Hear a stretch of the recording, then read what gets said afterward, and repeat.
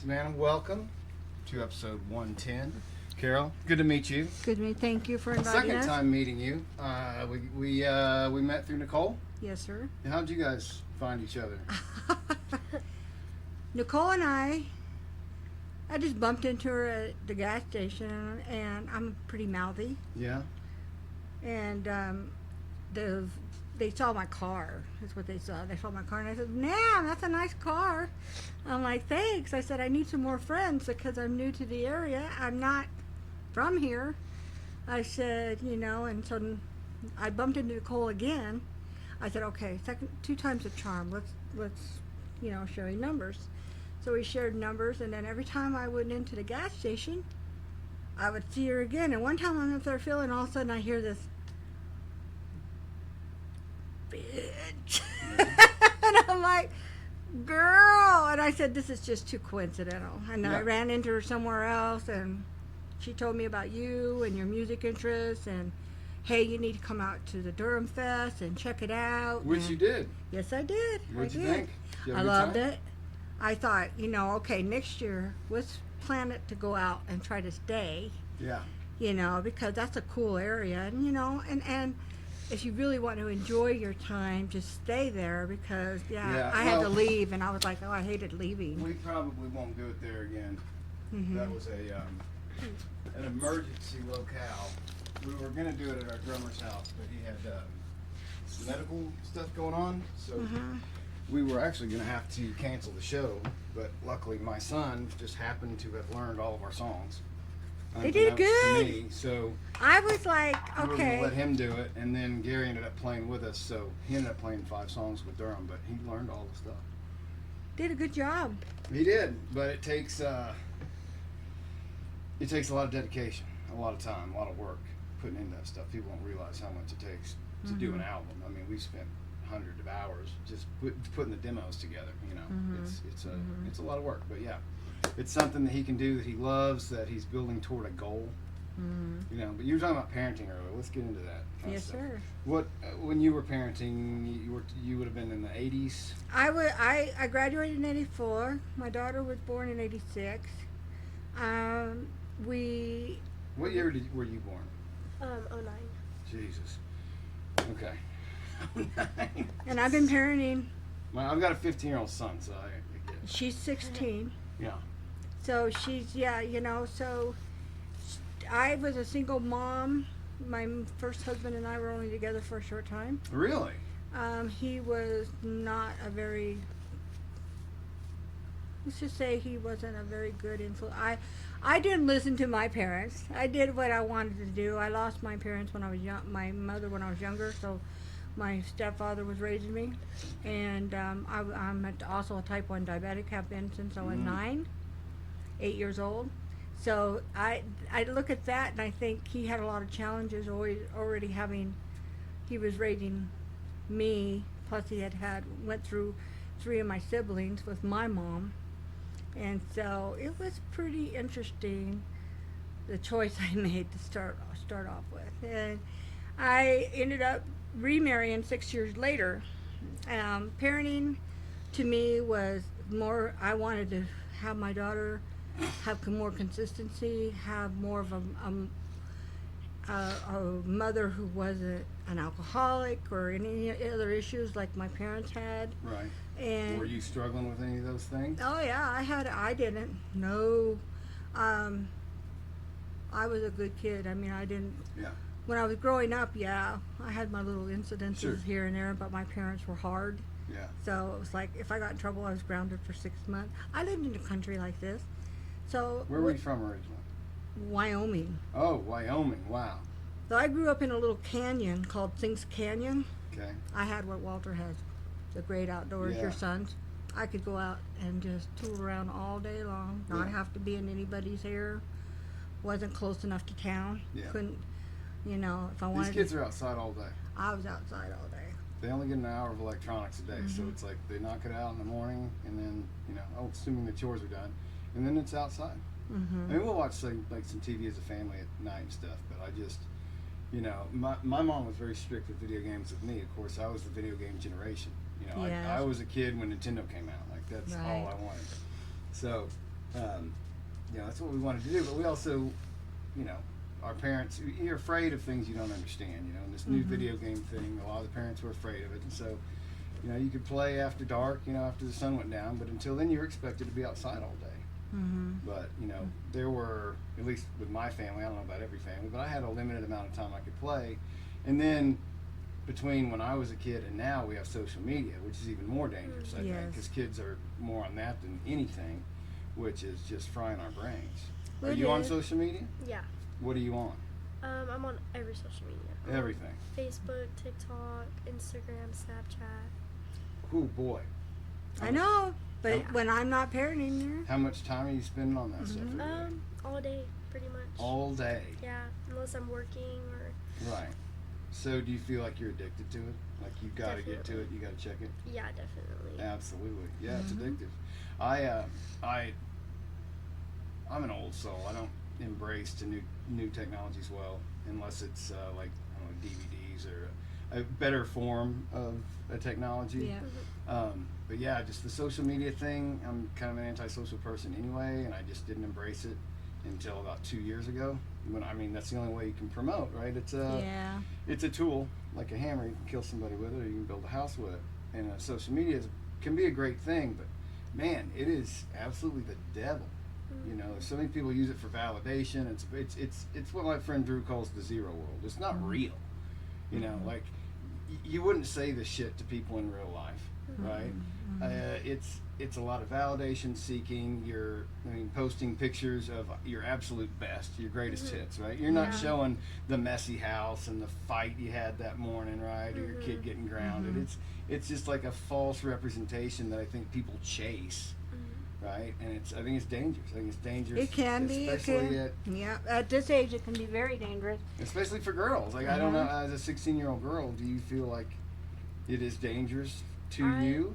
I think not only is it dangerous in like the sense of like a lot of people have access to your information, but I think it's also dangerous as a 16-year-old girl who like goes online and sees like girls that are like picture perfect, and like I guess it gives your life a sense of like emptiness, because you're seeing all of these people post and you're like, oh, they're so beautiful, they're so skinny, like, well, I wish I looked like that. Yeah, I think it's so it's your image, definitely, that makes you feel bad about what you're seeing out there. That's that's great hearing that from you, because that's a really good example of that. And do you feel like you try to attain those kind of looks, or? I think at one point in time I did. I think now it's easier to tell what's real and fake, but definitely I think it changed the look I have on my body, my image altogether. Definitely.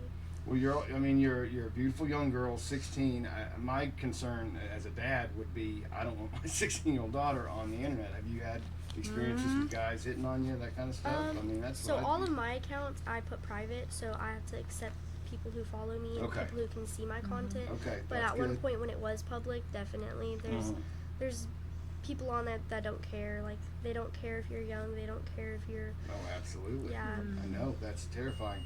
I'm glad you have at least some limiters on there. I've seen some friends show me pictures or texts they get from just random guys on the internet all the time, and it just blows my mind that, hey, guys are such pigs. And like, just, I don't know, it just blows my mind. I think that Savannah's got a little bit of Mimi in her too. Sometimes there's times when I think about, okay, my dad was like this. I mean, I just didn't have freedom, and with her, it's been like, okay, I don't have control of it anymore because you're not living with me. Right. But these are the only tools I can tell you is, you need to be aware of this, you need to be aware of that, and I think collectively she's better at it than her mom was. Her mom was a loose goose. And back then we didn't have the knowledge of knowing where they were. We didn't have the chat 360. We didn't have this. We didn't have that. And now, her and I, she's really good about opening up with me. She talks to me about a lot of things, and I'm like, okay, well, how's that working for you? It's just, you have to ask a lot of kids, how is that working for you? And if you need help, you really need to find that human, that adult, that can help you and not push you down further. That's a really good point. I never felt like I could go to my parents and talk to them or I'd get in trouble. Exactly. Right? And, I did. I didn't feel like I had adult mentors that I could go to. Correct. So you go to the wrong people, or you go to the wrong drug, or whatever it is to find that. Do you feel like you have a good resource with her to talk to? And I think that everybody should have somebody like my Mimi in their life, because I think it's really hard as someone who used to live with somebody who every time I would tell them something, they would always act so open and be like, oh, you can tell me anything, but then the second I would tell them something that I did wrong or something that I probably should get in trouble for, I would get in trouble. And so it's almost like a trap. Yeah, it's like I don't want to tell you, like open because up, I'm tell gonna me, get in and then when you trouble. do, you get Yeah. But with my Mimi, I feel like she's really understanding, so I can tell her whatever it is, and even if it's something that I might get in trouble for, I feel like I can tell her anyways, and she's not going to make me feel like bad about it.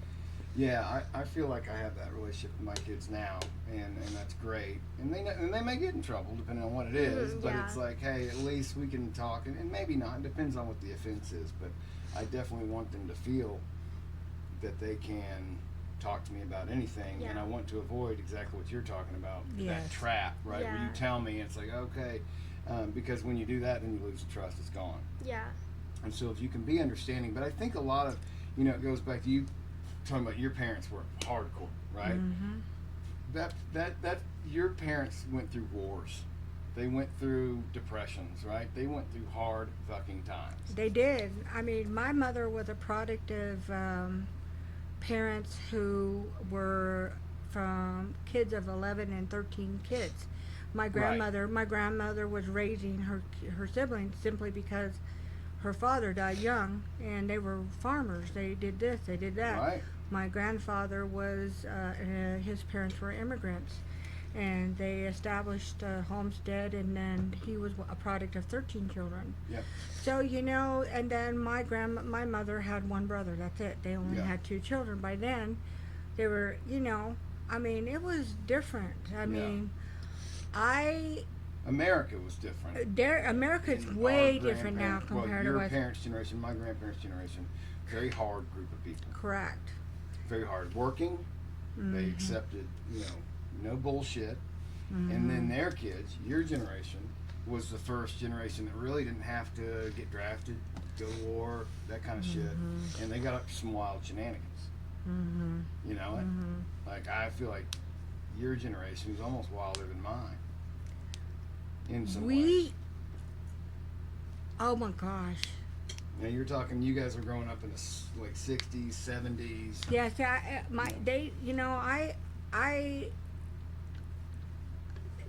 was young. I mean, Right. I'm 59 now, so I look at the 80s and 70s, and it was just, wow, you didn't have what you have to worry about now. You weren't like this all the time.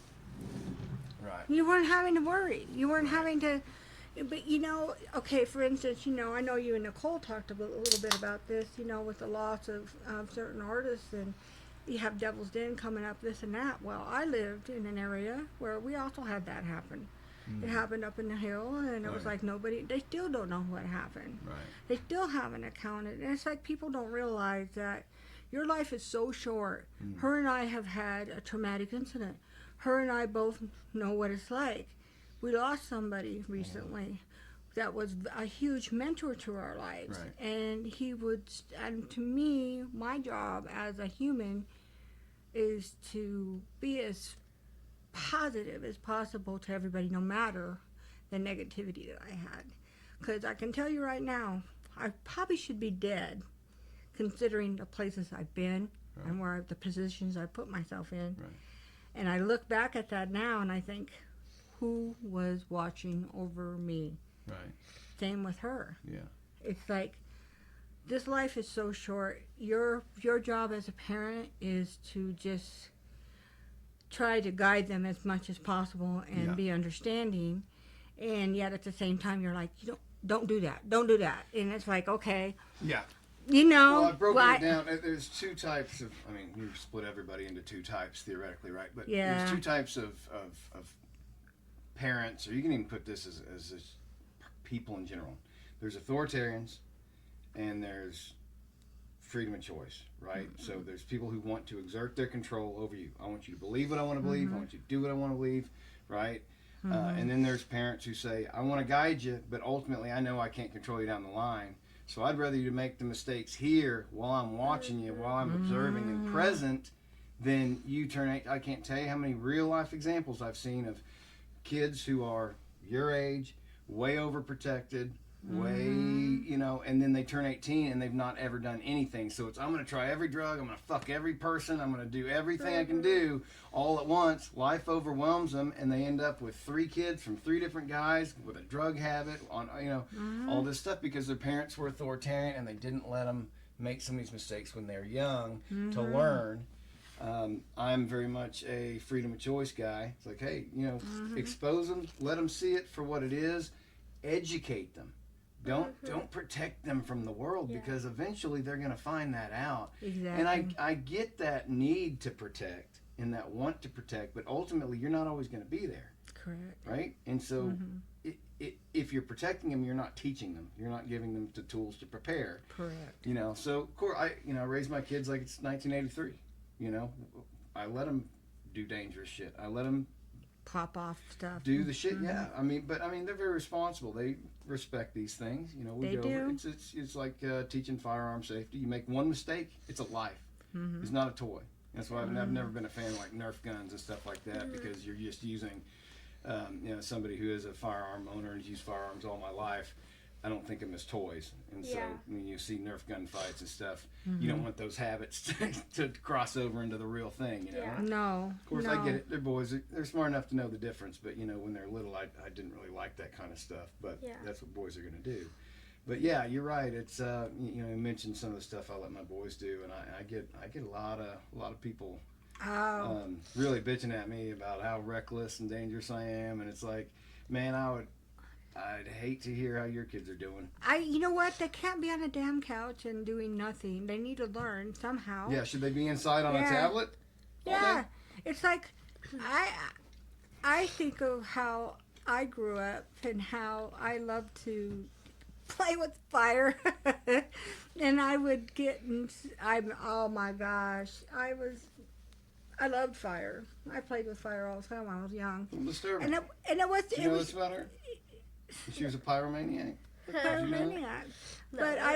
But she knows. I don't know if she knows this story, but my mom would tell me, go out and take the garbage out. Don't sit there and stir the fire. Just make sure it's contained in the burn barrel, and you're good. Well, I learned to play with it. I come in the house. I go in the bathroom, and I'm looking in the mirror, and I'm like, what's wrong with my hair? And I'm like, so I go up to my mom. My mom's sitting in the chair, and I'm saying, what's going on with my hair? I had singed my hair. And she's like, you little shit. Yeah. And I got a good haircut, and then I got a lesson about, you know, that. And then one time, this is not, it's kind of funny now, looking back, but it wasn't at the time. My mom was very sick. My mom was dying of breast cancer when I was young. This is probably the summer when I was 11. And I had taken the garbage out, started the fire, didn't really watch it, walked away. And my mom's up in the bedroom, and she's looking out the window, and she could see it from her bed, her hospital bed. She goes, there's a fire out there. You need to go out there and get that contained. And I look, and the hill next to the burn barrel caught on fire. And what's next to the hill? There's the motorhome. So I'm like out there with her, and I'm like I'm getting it all under control. I'm like, oh shit, oh shit, oh shit. My dad, and so I got it all under control. I got it out, and I go up there, and she goes, you're just going to have to sit out there and wait for your dad to come home and explain it to him. And so he came home, and I had to explain it to him, and I was like, I don't think I got into as much trouble as I probably should have, but I learned my lesson with that. And then we went to, the incident with when I singed my hair, we have like a winter festival every year, and the first thing you see when you walk into the winter festival is Smokey the Bear. And he's all dressed up, and he saw me, and he comes marching right up to me, Mm-hmm. and he had a little sit down with me, and I was like, that's a small town. You got chastised by Smokey the Bear, man. I got chastised by Smokey the Bear because it's Yeah. a small town. Yeah. Everybody knew everybody. Mm-hmm. And Yeah, you Farmington used to be a small town. How long did you live in Northwest Arkansas? well, we just moved here. We barely moved here. My spouse was building a microchip fab for the university. So I kind of went from being in a country dwelling, moved to Idaho, where I was actually had a job where I was taking care of mentally handicapped people. I did that That's tough work. I did that in Wyoming as well, and it taught me a lot of empathy. It taught me a lot about how, you know what, not everybody's brain's the same, and some of it is because of either the way they were born, the way they were raised, or how they were treated. That's the only three things that can change. Yeah, And it a was lot of sad. factors. It was sad. Yeah, for sure. There's a lot of handicapped people who, had they had more supportive parents who had pushed them at an early point in their lives, could be so much more productive, but aren't. I've got some family members like that. It's basically what you call the bigotry of low expectations. Exactly. Right? You say, "Oh, you're mentally handicapped, so I'm not going to put any energy or effort into you. I have zero expectations." When if you actually invested the time, it's like the comment when people were saying, like Kamala Harris said, black people can't get driver's licenses. It's like, that seems racist to me. Like, you're saying that they're not capable of getting driver's licenses, so you shouldn't need driver's licenses to vote. That's a bigotry of low expectations. That's saying this person is not smart enough or capable enough to do a thing, right? And it's a really terrible. It is. I saw the change when, for instance, I was working at an institution where I was taking care of 5 male adults. Okay. Then most of these adults there was a couple of them that weren't mobile. Right. Or several of them were. And, they all had something because of the way they were born. Right. And I was, it was a lot of work. You get them up, you get them going, and this and that, and then I go from that institution to working in an institution where we're getting them up, we're getting them trained, we're doing this, we're doing that. Yeah. The caliber had changed through Reagan, and so now we're going to, no more institutionalized. We're going to try to promote them out to the end. I saw people just angry about it. What really got me was when I left the industry and went into semiconductors, and I actually ran into a client that I had for several years. She loved me. She was blind. She was very mentally retarded, but she's very verbal, and she just had an innate, this is exactly what she would do. It was like she knew who you were and who was in front of her. And I hadn't seen her for years, and I know the day I left, she ripped up the place because I wasn't coming back. Yeah. And I ran into her at Walmart with her caretaker, and I saw her, and I saw the caretaker, and I said, "Hey, I know, I can't remember how to sign girl anymore, but I know that girl." Yeah. And she says, and I said, "Can I?" And because I know how, if you say certain things, she would, and she goes, "Sure." And I said, "Hey, Pam," just like that. And she just started making her way towards me, "Carol Sue," and it was funny because she was so much calmer. And she touched my face. I let her touch my face, like for Savannah. I let her touch my face, and she knew who I was immediately. She was calm and she was reserved. And I was very impressed because they had moved her out of an institutionalized setting, put her in a group home setting. There was just a few of them, and they were doing stuff. They were getting them to interact. Yeah. They were rebranding their brain. Now, with some of them you can, and some you can't. True. Yeah. I some tell of it's people- brain damage, some of it's I tell some of the stories that people have never heard. Like, I had a client that was, as a baby, her mom was stressed. What did mom do? Mom put him in an oven, turned the oven on. Father came in just at that time, boom, pulled the baby out. Now he's in this mess, right? He's institutionalized. Yeah. And you see these things, and you think to yourself, how can people? We had when I was young. Did you meet my sister? I did. Yeah. She's awesome. She is, but she's autistic, and Yes. so when I was young, I volunteered at different places she went to school at, and so I've seen the ones who are bad off. And there was a girl Yes. whose dad he would get mad that she was crying, so he'd put whiskey in the bottle, and would feed the baby whiskey to knock her out and sleep at night, and it ruined her brain. So now she's 35 and is completely, her brain's just blown Yeah. away. Somebody adopted her and has loved her whole life, which good for them. But there's like you said, there's stuff that like that where some bad parenting led to brain damage, or you get in a wreck and there's brain damage. You're born with something, Down syndrome. Then autism's a wide spectrum. There's high functioning autism. There's low functioning. It's just so wide. It's wild, and it's more and more prevalent now than ever. It is. And now you see how you can not control it, but put it in a better situation for them for understanding. Yeah. Because their brains are not the same. They're not. They just. No, it's not. And then also you play into also coupled with that is we have a mental health epidemic. Correct. Now. And this one I want to take it back to you at 16. Like when I was growing up, mental health was almost unheard of. I had some grandparents who were on medication for depression, which that was very rare, and you didn't like depression. What is that? As a kid, I didn't really understand what that was.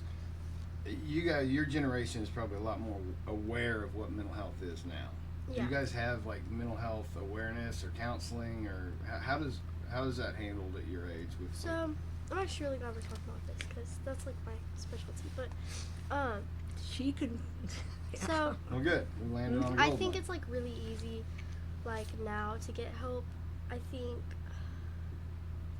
it's kind of difficult with the whole medication thing though. I was put on 3 medications and told that I had all these things wrong with me, which I'm not completely sure if that's true, but I think it's pretty easy to find help, and I think counseling is really easy. You can go through school. I was in counseling for quite some time through Texas Tech in Lubbock, Texas, and I think that they're really good about like finding out what might be wrong with you, but I think it's really just about like how you grew up and stuff now, because it's like I don't really hear a lot of people that, I mean, like in Lubbock it's like Cooper District is like all the like rich kids who like grew up real good and like all that stuff. Like you don't really see a lot of the people over there like having issues or anything.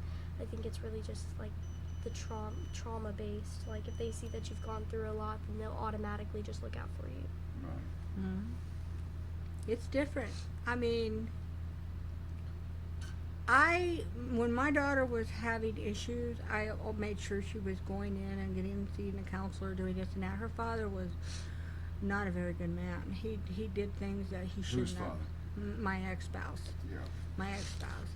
And he pretty much led to his mental illness kind of rolled into her. And at me, I didn't notice it.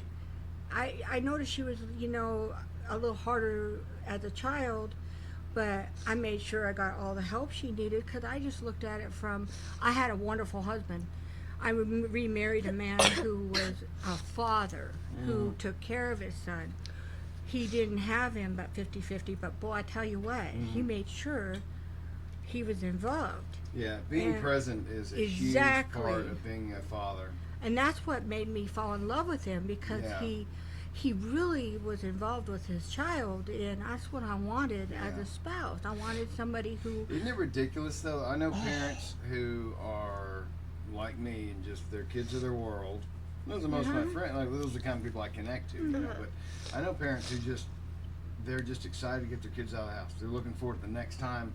Oh, the grandparents are taking the kids on this date. We're getting away from the kid. Like, their kids are these terrorists that they have to get away from. And it's like, man, what a shitty fucking world you're living in. When you want to get away from your kids.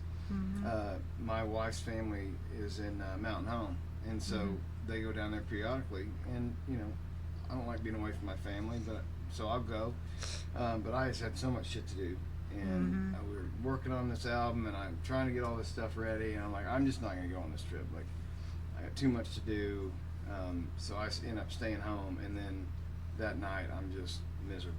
You're miserable. My family's gone. I have no purpose here. I was just lonely, and like I was just a wreck until I got home. You know, it's like I almost drove down there that night, but I just don't understand the parents who are like, I need a break from my kids. Like, what is your purpose other than being?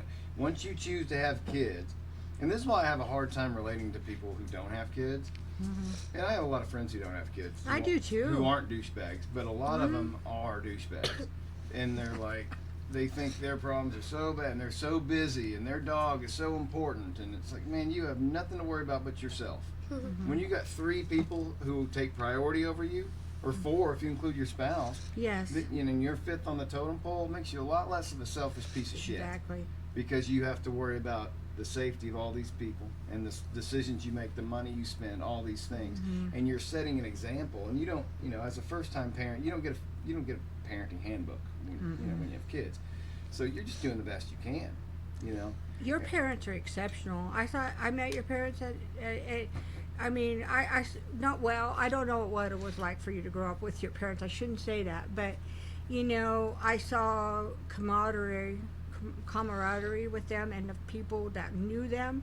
And I'll tell you, my parents were party hardiers. My stepfather was, you know, not just an alcoholic, but he was very well known in the town. Sure. Had an exceptional job, and the state, I can't tell you the stuff we did at our house. We had famous people left and right, and it was just crazy to think I was part of that.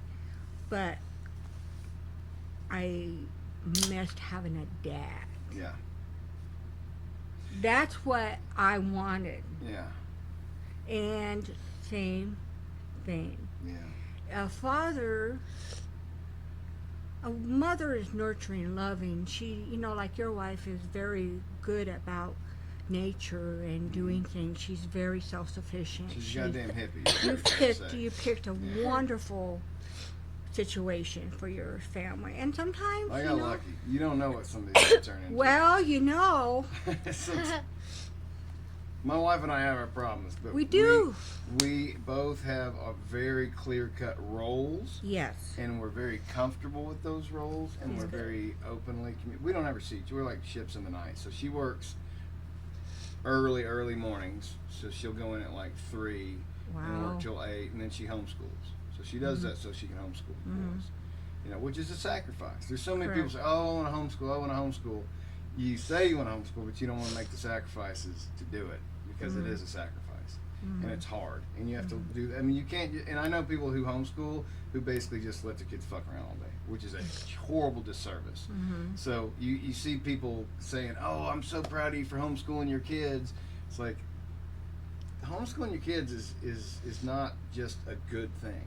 Because there's a lot of terrible kids that I know who are just it's like they're not being taught anything.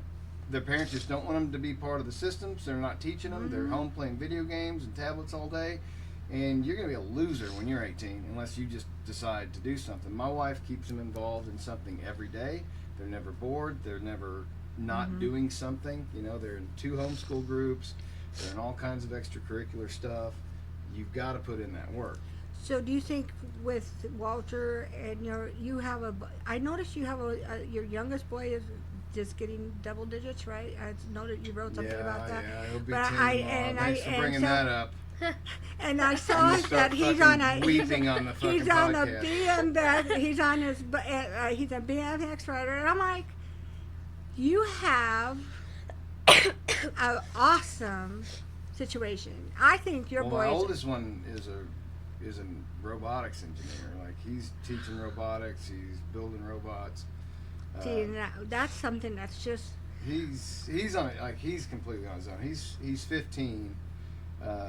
He looks like Jesus, and he looks 25. And he's just on his own. Like, he doesn't need dad. Like, he's he's doing the robot thing. It's awesome. He found a niche. He found something he's good at. It's well over my head, and so that's what he does. That's his That's life. okay. He's teaching it. He's making money. He's got more money than I've got. Walter's got more money than I got. You know, Kids it's are working. He's worked all summer. He saved up $2,000 this summer. Walter did, working for this drum kit. You know, I remember doing that when I was a kid, but I didn't. It took me 2 years to save up I saved up $2,000 over 2 summers. I know. I was working too. I had a Yeah. job, and my money had to go in the bank. My dad wouldn't let me spend it. What about you? Do you work at all? Yep. Yeah. Do you? What do you do? I'm I'm like someone who does concession stand at a movie theater. Okay, Well, nice, she's got a job. nice. Proud of you. Her first job. Thank you. Good for you. Good for you. What is it like? Like, so, you know, obviously you're born in 09, so what, 10 years in, 2019, right before coming into COVID. So you were a COVID kid. Yeah. So you would have been 3rd, 4th grade when COVID hit? I was No.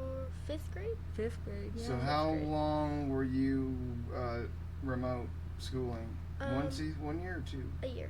1 year. Do you think that adversely affected you? Definitely. Really? 1000%. Tell me why. So when I was homeschooled I wasn't homeschooled, I was in school. We had left for spring break and we just never went back. Right. Honestly, I think it This was is 2020, Yes. Yes. right? Yeah. 2020. Yeah, March 20. And then honestly, I think it was horrible.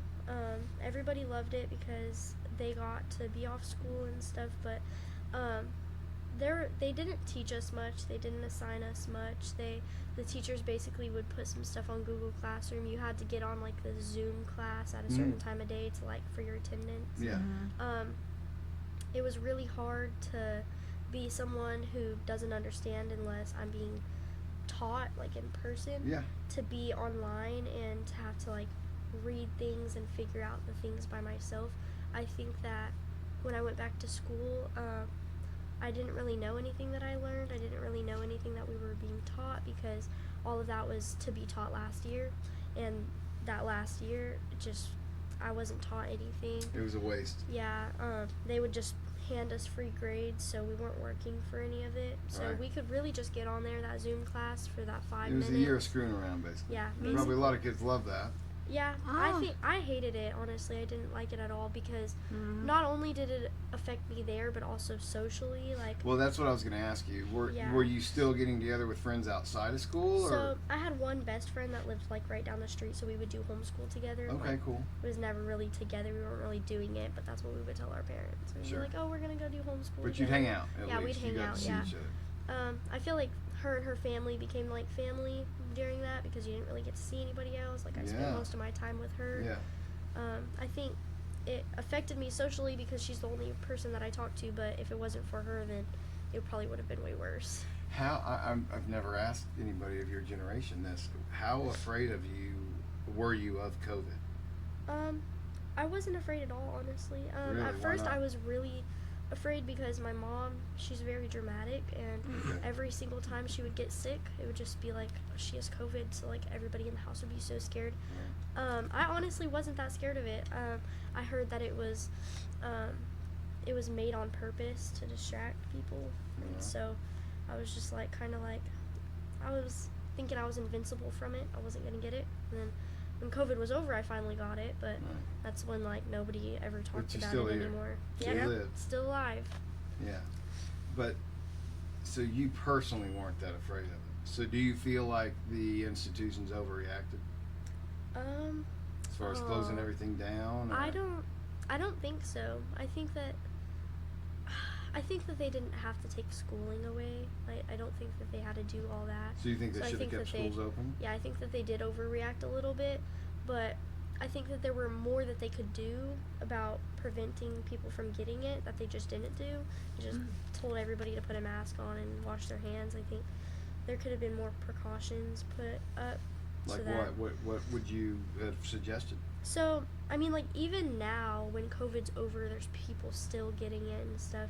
When we went back, we were wearing masks and stuff, and I mean, it was fine. I feel like it kind of made me feel like they were faking the numbers, because I was like, there's just no way that everybody's getting it when I'm coming to school. It's like, everybody's here, everybody's fine, you know? Yeah, well, the biggest numbers they faked, and this is what is really a travesty, Yeah. is that so if you look at the COVID death numbers, they're insanely high. But the reason they're high is if you got in a car crash and died in the crash and you had COVID, it was marked as a COVID death. Mm-hmm. If you got in a gunfight with a cop, got killed, and you had COVID, it was a COVID death. Yeah. So no matter what you died from, if you had COVID at the time of death, it was counted a COVID death. It was And like, so there's no way now to really tell what the numbers were, because it was not much worse than the flu. And it was always like older people that Mhm. already Yeah, it was had always problems, or the young people that didn't Pre-existing have good immune conditions, systems. absolutely. that's what I But saw. fear is the most powerful motivator. Correct. You got COVID right now, it sounds like. You got. Yeah. She's getting over the stupid cold. I'm like, I got tested for it because I did think that I had it, but I don't have I told her, I said, great, you always come to me and you're sick. But anyhow, yes, what you're saying, Brad? Well, the whole thing infuriates me, because the backbone of this country is small businesses, middle class American Yes. businesses who are forced to shut their doors. Yes. Now, for the freedom, again, I'm not an authoritarian, the freedom option would have been to say, hey, if you're willing to take the risk to have people come in and get sick, and the customers are willing to take the risk, remain open. Remain open. But the big dogs didn't have to shut down, right? They kept the big ones open. But it was just the small American businesses or middle class businesses that had to shut down. Well, who gets that money? It goes straight up. Your little local restaurant goes down. Well, now Olive Garden gets that business, right? Your little local shipper goes down. Well, now Amazon gets that business, or Walmart, whoever it is. So they just broke this. The small business How guy. in the and nobody's accountable for anything. That's why the Epstein thing has bothered me so much. And I don't know if you want to get into that at all. We can get into that here in a little while. I want to get a little bit more of her perspective from that time period. So you come back to school 21.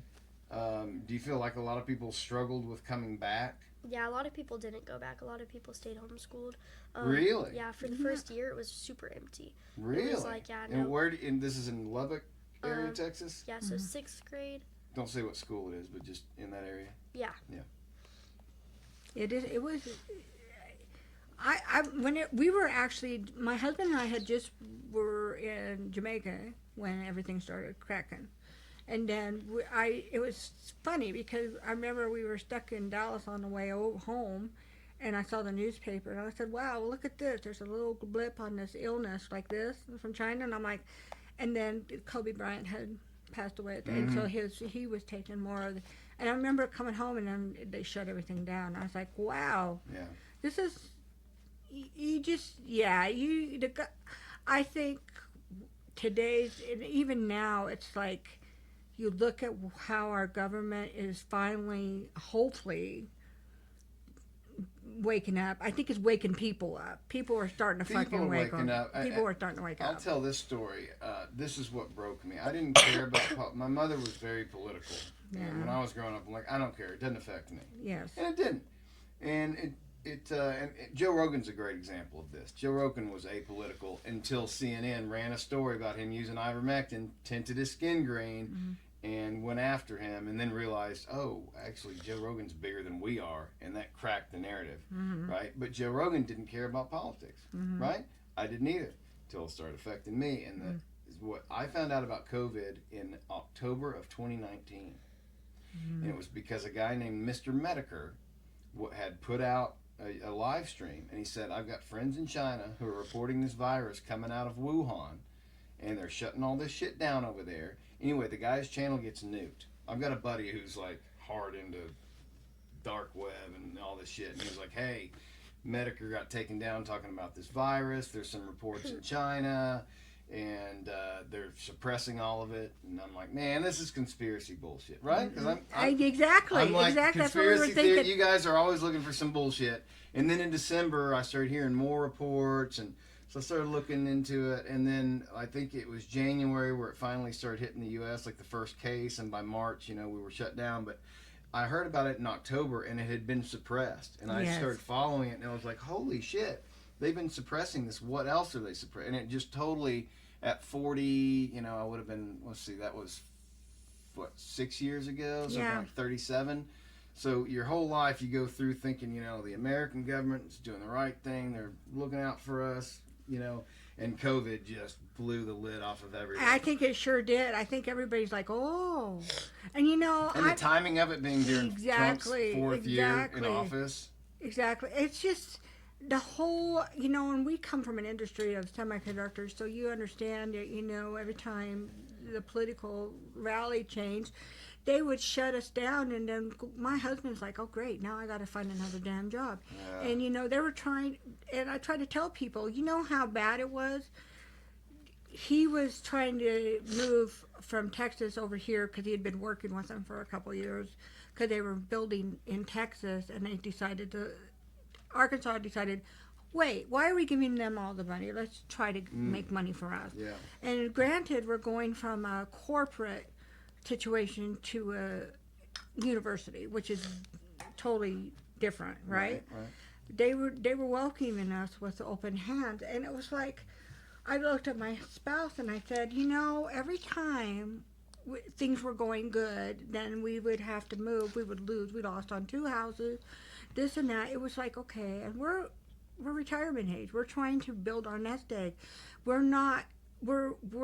was working endlessly. One job, I didn't see him for 90% of the year. I was home by myself. It was like a military wife. And when this all started happening, China calls him and says, we want you to come work for us. Yeah. And remember I that? remember that. And he was like, we were talking it over, and I'm looking at him. I was like, are you really certain this would be a great move for us? And he goes, well, the thing was, he would be gone. They'd put him up. They were offering him almost 4 to 5 times more. You know how that, but my husband, being the patriot that he is, said no. Really? Said, I'm going to Arkansas. And then it was like, right after that, it was like, okay, we saw what happened with them. And yeah, it was like they would have taken him. And then the changing of everything, they probably would have left him over there and never let him come back home. You think so?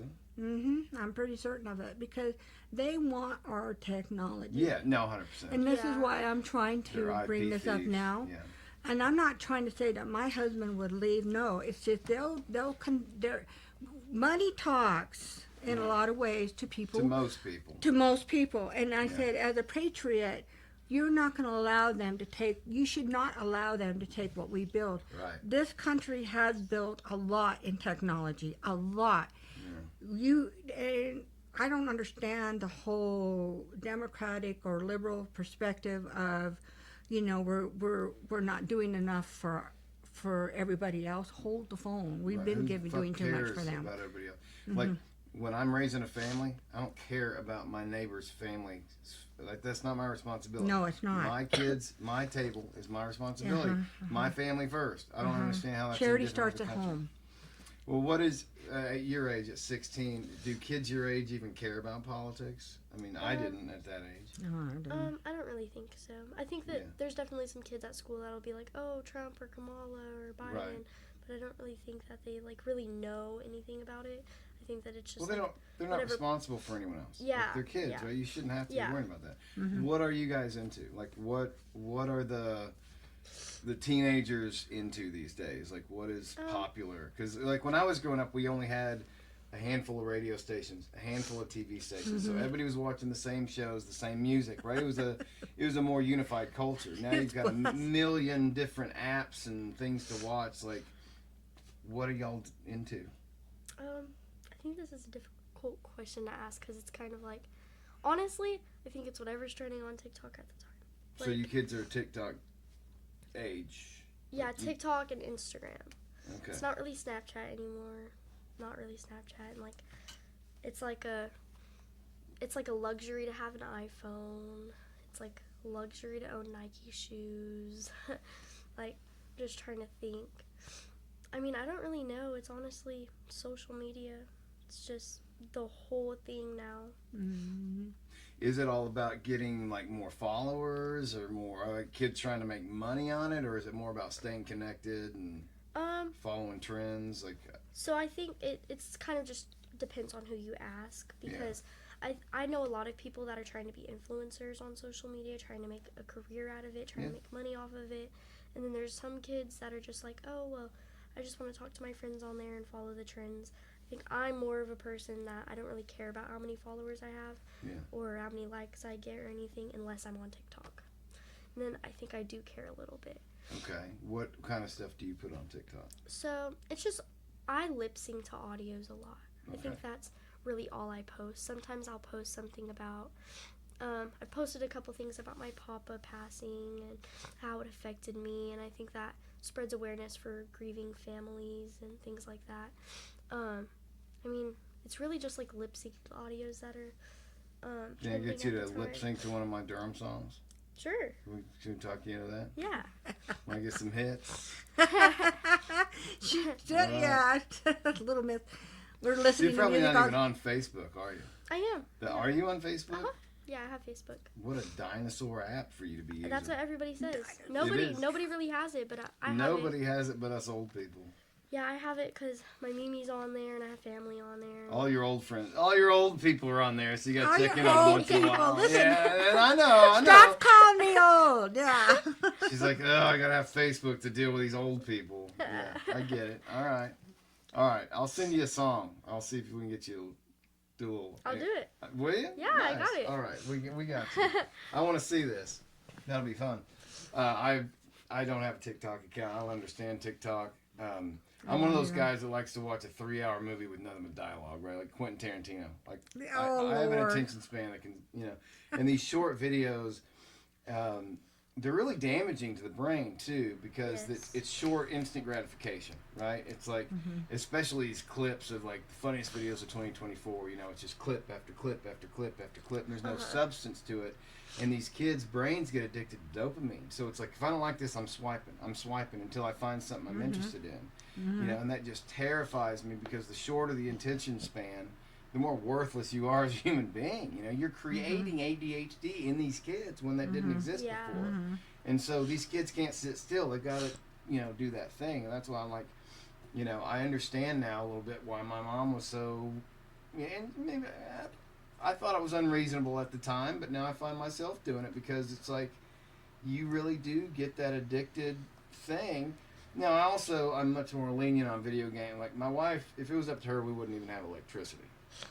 Like, at all. Like, we'd be a little house on the prairie out here. So, it's very much a balance. But, like, I'm a gamer. So, like, I'm not giving up my video games, right? But video games today, the stories are better than movies. Everybody's always held books up as this high esteem. And yeah, it'll give you a good vocabulary, but people always trash video games. But video games give you a choice. It's like you're playing a novel. Yeah. My spouse played video games too. Now you're looking at a man who made 6 figures. You're looking at a man who, worked endless hours, and he would come home at night, and that was his way of just, at night we'd spend this long, we could watch. So when the kids would go to bed, he'd like, I want to, he would play Tomb Raider. So I would give him direction to go there, go there. I'm crappy at games. Did you steal my line? No, I didn't steal your line. No, I don't want that. I'm not going to taint my blue drink with that line. Taint? It'd probably improve it. I don't know. I like it. I got a blue tongue. Anyways, So he's playing Tomb Raider. He played Tomb Raider, so I tell him go there, Oh, so you're navigating him. I'm navigating. He would also play. It was a family thing. That's the cool. kids would sit there, and we would all make it into a family event. It wasn't like. That's how we play. Like, my kids are playing GTA now, and everybody's like yelling, "Go there, try that. Try this, try that." Yeah. I mean, oh my gosh! I actually gave his. It's actually a lot of fun. It is. It was. To me, it was. Yeah. I just couldn't play. I stayed up one night playing Bust a Move all night, and that was Bust a Move. And my spouse laughed so hard for 2 days. And he goes, "You're never going to play again, are you?" And I'm like, "Nope, I did it all night." Yeah. It was fun, and then I've never Bust done a it again. move. I haven't heard about that game in forever. Are you a gamer at all, or? Yeah, I play video games. Nice. I play GTA. I play Fortnite sometimes. What? Did you play GTA 5? No, I haven't. Which ones have you played? I don't know what it's called. Is it online? Yeah, it's online. It's on my Xbox. Okay. I played it a couple times. I played Minecraft sometimes. You should play the GTA 5 story mode. Really? Oh my god, yeah, we just finished it. Well, 2 of us finished it. Theo blows every dime he gets in that game as soon as he can on guns and ammo, and so he's basically got a quest where he's got to armor these cars, but he can't afford to do it. Like, he's stuck until he earns 30 grand. But anyway, okay, so the ladies are playing video games now. Yeah. You have your girlfriends play video games too, or No, are you not really. Is it still mostly a male-dominated? Yeah, my parents play, so like my dad plays and my mom plays. Okay, so, what do they play? My mom plays Fortnite, Call of Duty. I'm not really sure what else she plays. My dad plays Fortnite, Call of Duty. He'll play Dead by Daylight. He'll play Sea of Thieves. Like, he has so many games that he plays. So you're gamer parent generation. Yeah, your dad's. How old's your dad? 38. He's 38. Yeah. Yeah, if you within 5 years of me, yeah. So he's definitely gamer generation. Interesting. Yep.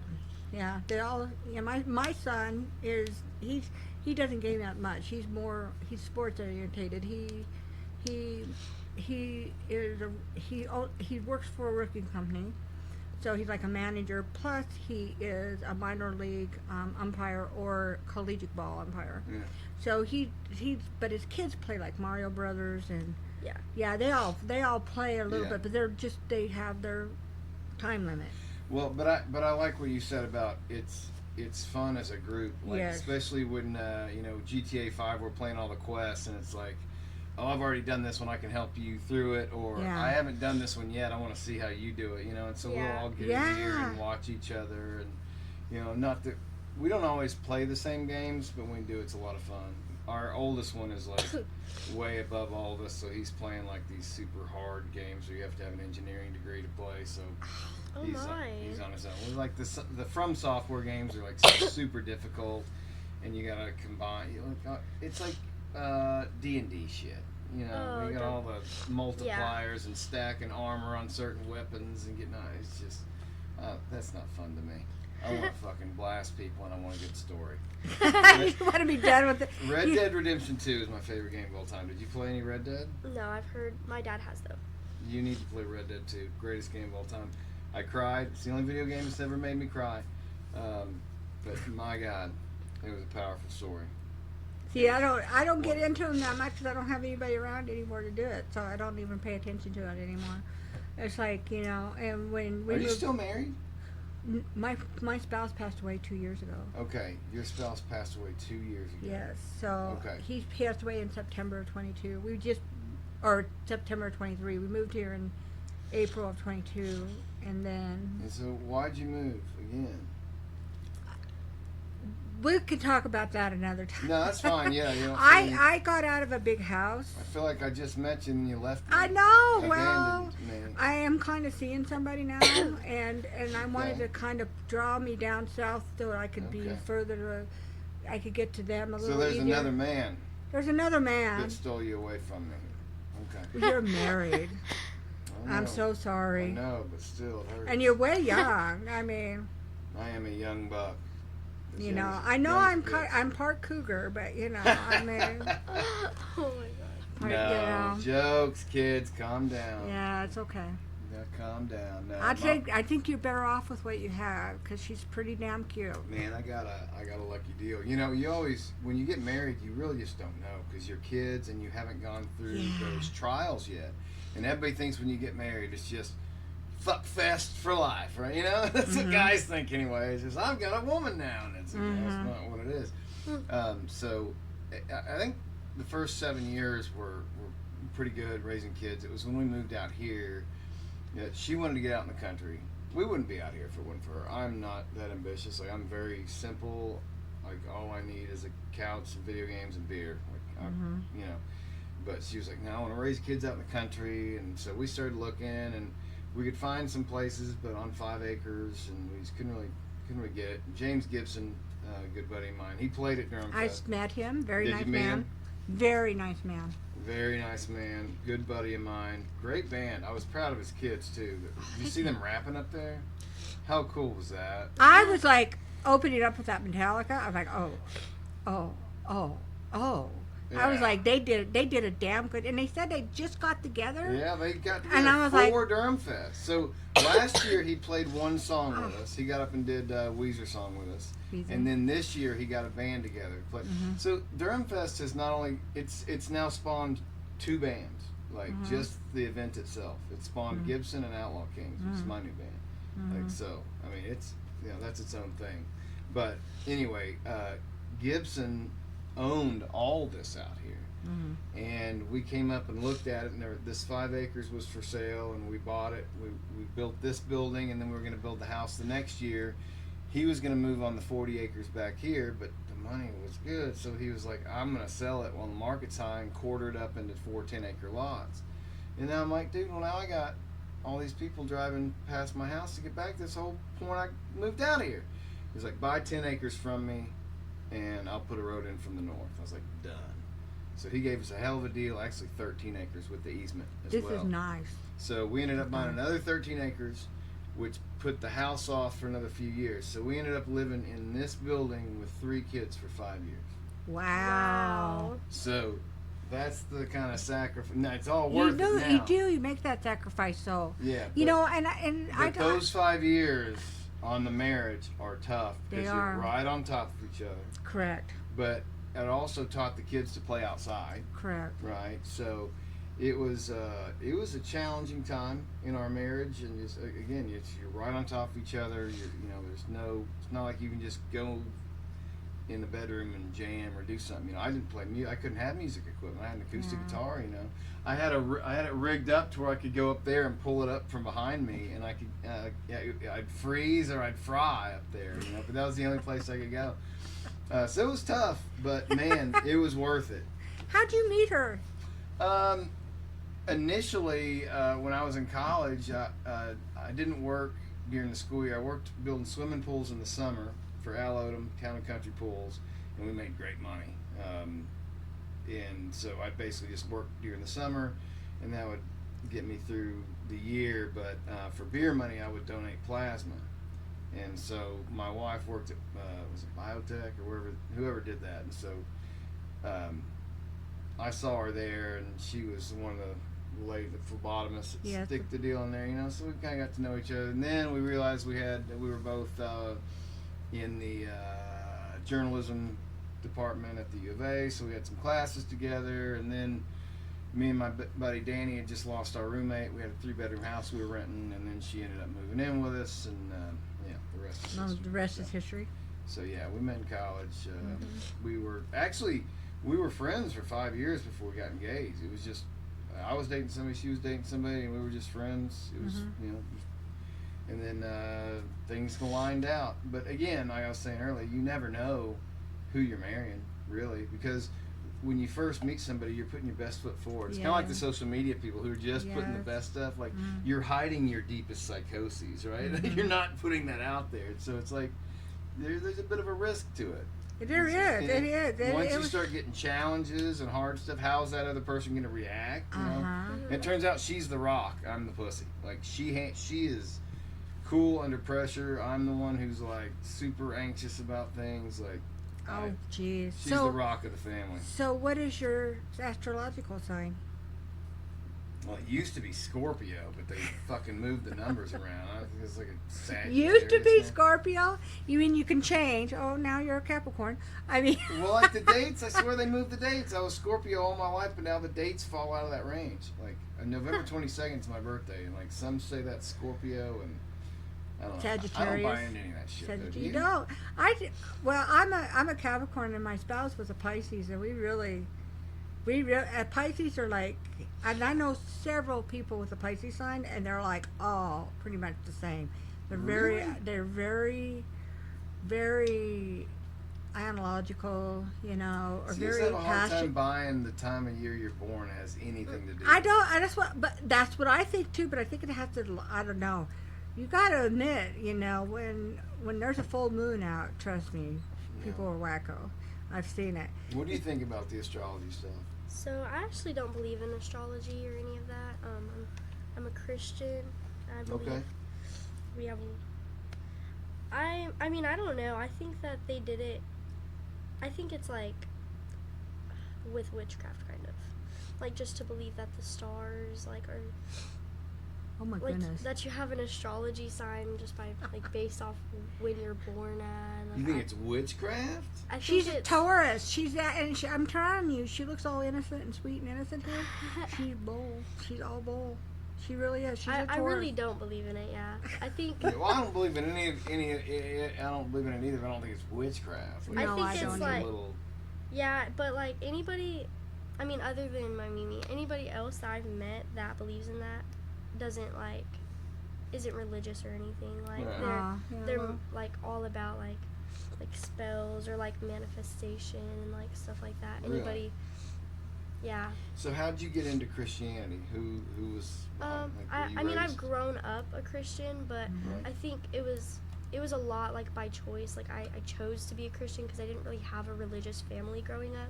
I had a Right. very like oh, we believe in God, but we didn't go to church every Sunday. We Sure. didn't yeah. we didn't do any of that. And I think really it was like just experiences that I've had that like made me Christian. I think I wasn't really like a full-on Christian until about a couple years ago when I really started going to church and stuff and like Really? reading my Bible and like yeah. I get why the Christianity appeals to people. I do. I mean, it's what I base my values on. I guess the thing for me is the resurrection. Like, do you believe in it? Do you believe he rose from the grave and I do. ascended? Do you? Yes. I do. So what do you think happens next? Like, according to like scriptural, like, how do you think the end plays out? You mean like after this? Yeah, like do you believe in like rapture and Armageddon and Christ comes back? Like, how does all that work? I'm not really completely sure on what I believe Yeah. in that. Not yet to that part in the book, but But you have faith that someone's out there looking out for us. yes. Oh my Yes. God. That Yeah. there's a higher power that whether that's God or something else Right. up there, I believe that there's a higher power. But you believe Jesus rose from the grave Yes. and will one day return. I believe that. You believe it? Okay, Yes. I respect that belief. Oh yes. Are you a strong Christian? Mm-hmm. What got you into Christianity? Well, I grew up in the Methodist church, but we were followers. We didn't go all the time, but I did get baptized, and Right. I just continued to go from time to time. My spouse and I would, frequent. We were married in a Methodist church. We would go to. He was born Lutheran. He went to church faithfully every week. Okay. Growing up with his family, it was kind of like both of us were opposite growing up. I grew up in the country. He grew up in town. Yeah. He grew up having a tight-knit family. Mine looked like a burning bush. That's what I call my family tree, a burning The bush. burning bush. Yeah. I love my family, but they're, and I think most people can relate to that. anyhow, You got the Nikes, I see. I do. And the iPhone. Wow. I didn't see, notice she that. Mrs. Entitled over here. Yeah, not Well, you that's call not them from my luxury, pocket. so None at of those came from my pocketbook. So, Maybe do you at least appreciate that you? No, definitely. Yes, I take care of my phone like it's my child. she's pretty Okay. good about certain things. Yeah, it's Yes. just yeah. I mean, We were talking about your religious, so I want to get into that. So I think that for me, it's more. I'm not necessarily religious. I have spirit or grace. I think that God has great. I'm curious. I don't know how I'm alive today, being how I've been in certain situations. Agreed. And I mean, I was actually engaged to somebody who lived with me for a while, and then we split, and I found out during COVID that he was it was because of a TV program 23 years later, he was put in prison because he had killed a girl right before I got married. And that always makes me think that, and I should have been gone a long time ago. Seriously. Yeah, I've been saved. I mean, I miraculously think I've many been times for saved some purpose. multiple times, and I know. think it only is because somebody's been watching for me. Yeah. And See, I'm more aligned with you. I do believe in a higher power. I Yes. definitely do. I have a hard time really, like with Christianity. The Bible's been translated so many times Yeah. and so many things. It's definitely a faith, but you have to have faith Faith. that's what Yes. happened. And I respect the shit out of that faith. I wish I had it. I don't know. I don't know what it is. I definitely believe there's something out there looking after us. I don't think this is all an accident. I believe in God. I do. I believe that Jesus was probably the greatest prophet or whatever you want to call it of all time, and I believe in his teachings, and I live by those, and I teach those to my kids. I just get hung up on like the resurrection, and it's not that I don't think it happened. I just think that like I'm a big proponent of Anunnaki. I've talked about it on the show a lot. The Sumerian texts talk about the Anunnaki living here, building the pyramids, and teaching us Yeah. technology and stuff like that. Like, I just feel like, what if Jesus was a product of like Anunnaki breeding, or like I'm thinking science could have played a role in it, not just necessarily divine. Yeah. But divine could also mean science. Like science principles are magic to somebody who doesn't understand science, right? Yeah. If we went back in time to 300 BC with our cell phones and our cars and stuff, we would appear to be gods, right? So I think there was something here long, long, long ago that used us as slaves to make them be kings. And for some reason or somehow the flood happened. They got the hell out of here. Yeah. I don't know what happened, but I do believe in spirituality, and I do believe there's something out there. Christians fight so much on technicalities and translations on things, and I grew up in a real nasty Christian environment where it was always, you're wrong, you're wrong, you're wrong. Oh. And, within the Christian environment, and they're going to hell because they believe this and this and this. And it was like, man, you're ignoring the teachings. And to me, the teachings are the most important part. The red Exactly. letters, what Jesus said. And I don't think any of it else really matters. It's just... Well, it is, and it's like granted, I grew up in a home where I had a father who was a bigot, and it drove me up the wall, because I grew up on a reservation. I'm part Indian, and to hear that all daily, it was like, I don't know why you're mad. I'm going to school with them, and I get along. I had Indian friends. What is the point of? I guess I just not known a lot of bigots in my life. Oh my God, it was terrible. I hated it. Because why? And I don't understand it, because a person who of faith or grace doesn't look at color, doesn't look at status, doesn't look directly at what the you soul. wear. You look at the soul. person. You look at the soul. You look at the person. To me, that has always been, and that's why I think with Jesus, I don't know. I think he's in my blood somehow. He has to be, because I don't know. But I haven't been through, I look at people and I think I haven't been through a lot of trauma. I've been through some trauma, but not a lot. But I see some people who've been through so much, but they have so much grace. And then I see somebody who hasn't been through a lot, and they act like the world owes them. Yeah, the entitlement thing. And I'm like, okay, that's part of being humble too. I was a person, when I had a lot of success early on. I was had a great success at football here locally. I had an opportunity to play in college, but I wanted to play music. Yeah. We ended up getting management. We were on the path, and I had a multitude of humbling experiences a lot of that was my own arrogance. Wow, but that happens. But it does. Those are things that, if I had taken a record deal when I was 18, like I had the opportunity to do, I'd have been dead in a year. There's no doubt. I would have tried every drug at the most. You look at that industry and it's like, okay, well, that's a lot of fun. You look at those wild times. No, You look at I wouldn't have the kids I have today. I wouldn't be married to my wife. I wouldn't be living here. Like, I believe everything happens for a reason. I believe we have free will. So I don't know how that all works out, but if God is as powerful as you say, he can see all infinite timelines. He can see every choice you make and know which path, which possible path you're going to take, but I think everything happens for a reason. I think there's definitely a spirituality to that. I just get hung up on like the resurrect. Like, I just don't care if he got resurrected. To me, it doesn't matter.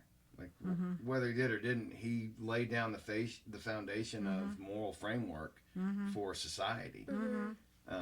So, I applaud your faith. I'm not saying I even disagree with you. I don't know. Yeah. If that's going to happen or not. But yeah. Do you experience any? Does anybody give you shit for being a Christian, or do you get any? I feel like people supportive of it. Yeah, people are supportive of it, but I feel like kind of going back to what you were saying, like, a lot of people look at, like, what you wear and stuff like that and, like, judge you based on that. I feel like I get a lot of comments, like, being lukewarm or anything like that, and I don't really think that there's, like, levels to Christianity. I feel like you either believe or you don't, right. And whether you're believing, like, a lot and you, like, put your whole life towards believing that, or you believe a little bit and just enough to know that there's something out there. I don't know, as someone who goes to church and stuff, I feel like going to church, like, I'm more judged there than the grocery store. Like, yeah, and that's why I have such a problem with the church itself, not the religion. Yeah. It's the people. The honest to God, the worst people I know in my life are all Christians. They're terrible people, and some of the best people I've ever met in my life are atheists. So you tell me how that's supposed to work out. Yeah. It's just, I don't know. I call myself a Christian, but I'm really like, okay, I don't go to church. Right. I haven't stepped into a church since, I probably can say the last time I stepped into the church was get her baptized. My spouse and I baptized her just so she would have that, just for, I don't know. And there again, is it going to take getting baptized to be saved, or what's it going to take? I want to believe that my soul is a good person. I'm a good spirit. I'm a good person. I think that's all it really requires. Like, if God is as loving and forgiving as he is, supposedly, I think he would accept an atheist into his home and deny a false Christian. Yes. Exactly. Who projects it. Virtue signaling is a big thing nowadays. It's, I believe in this and this, and then you're obviously doing the exact opposite. Yeah. Not to say I don't know wonderful Christians and terrible atheists. That is true. It's true. But the worst people, some of the worst people I've ever known are Christians, and they use it as a weapon. It's this person, and they're judging. It's like, well, the whole thing is to not judge. Yeah. You worry about you, right? But the Christian crowd is so judgy, and the church experience is so judgy. It's like, what's everybody wearing? God doesn't care. Yeah, right. He sees right through all that shit. And I've found, in my experience, in every church I've ever gone to, has been, just a popularity club and just not a good experience. And I've always believed what Christ said is you get through to the Lord through me. And that can be an individual relationship. Yeah. I don't need the church. Now, some people like the fellowship, the community, and all that stuff. Like, I got enough friends. I don't need all that. Yeah. I can have a personal relationship with Jesus by reading the red letters and trying to live that in my life. Yeah. And I think that's enough for him. As long as that being can see that I'm trying to do right, I'm trying to do good, and I'm constantly trying. If I can be 1% better every day, I think that counts for something. As long as you're trying. And it's like trying to have a personal understanding of, I'm not in your shoes. I have no clue where you've been, what you've done, how you've gotten to your point. Sure. But, I'm just saying, hey, this is me. This is what I believe. This is how I am. And I'm going to protect whoever I need to next to me if I think somebody's trying to harm. There's just, love is huge. So is hate. Yeah. Which part do you want to follow? They're the two most, this they're like leads this. me into okay. They're right next to each other, like black and white. They're like right next to each other almost. And some people forget that they can get lost on one side And all it takes is just this much. So, But it's a choice, and it's a verb. Love is a verb, and people choose to either be a lover or a hater. What really bothers me, like especially on social media, is the antagonists, the people who just post shit to rile people up, right? Like especially if you're monetized and you can get clicks and people fall for it and they get in there and they start having this argument. That's not, social media is not the place for the argument. The place for the argument is on podcasts now, where it's long form. You idiots fighting on social media are not going to solve the problem. exactly. You're not educated, you can't spell, and you look like idiots. But it really just bothers me that and this goes back to Christian principles. If I'm a Christian, why would I post something that's just knowingly going to piss? Like if I just Make post somebody anti-Trump angry. stuff or anti-Biden stuff, like posting a news article or something to get a conversation started, I get it. But there are people that I know who intentionally post stuff just to piss people off. And to me, that is an evil thing. Because you are dividing. You're intentionally trying to rile people up. And I have gotten so much shit. I have made posts that have said, guys, if we just focus on, this is part of why this is my last podcast. I'm just sick of it. I'll make a post that says, guys, if we would focus on the things that we have in common rather than the things that divide us, we don't need politicians to save us. We can fix it ourselves. And guess what they say? Well, you're a racist because you support Trump, and you're a pedophile because you support Trump, and I ain't. It's like, wow, I said something positive to try and unify people, but because I support Trump, you hate me, and now you're throwing all this hate in there. You don't know why I support him. You don't know my beliefs. You don't know anything. You're choosing to be a hater, and I'm sick of all that. People don't want to be united. They want to fucking fight over their ideologies. Exactly. And I see a lot of people who have not gone somewhere where there is somebody who's willing to take everything you have. And not, what do you mean? What do you mean by that? For instance, like haven't shed their blood to save somebody. Right. To be with, to haven't held the hand of somebody that they won't see again. Right. And then they don't realize, you know what, this purpose here is much greater than we ever imagined.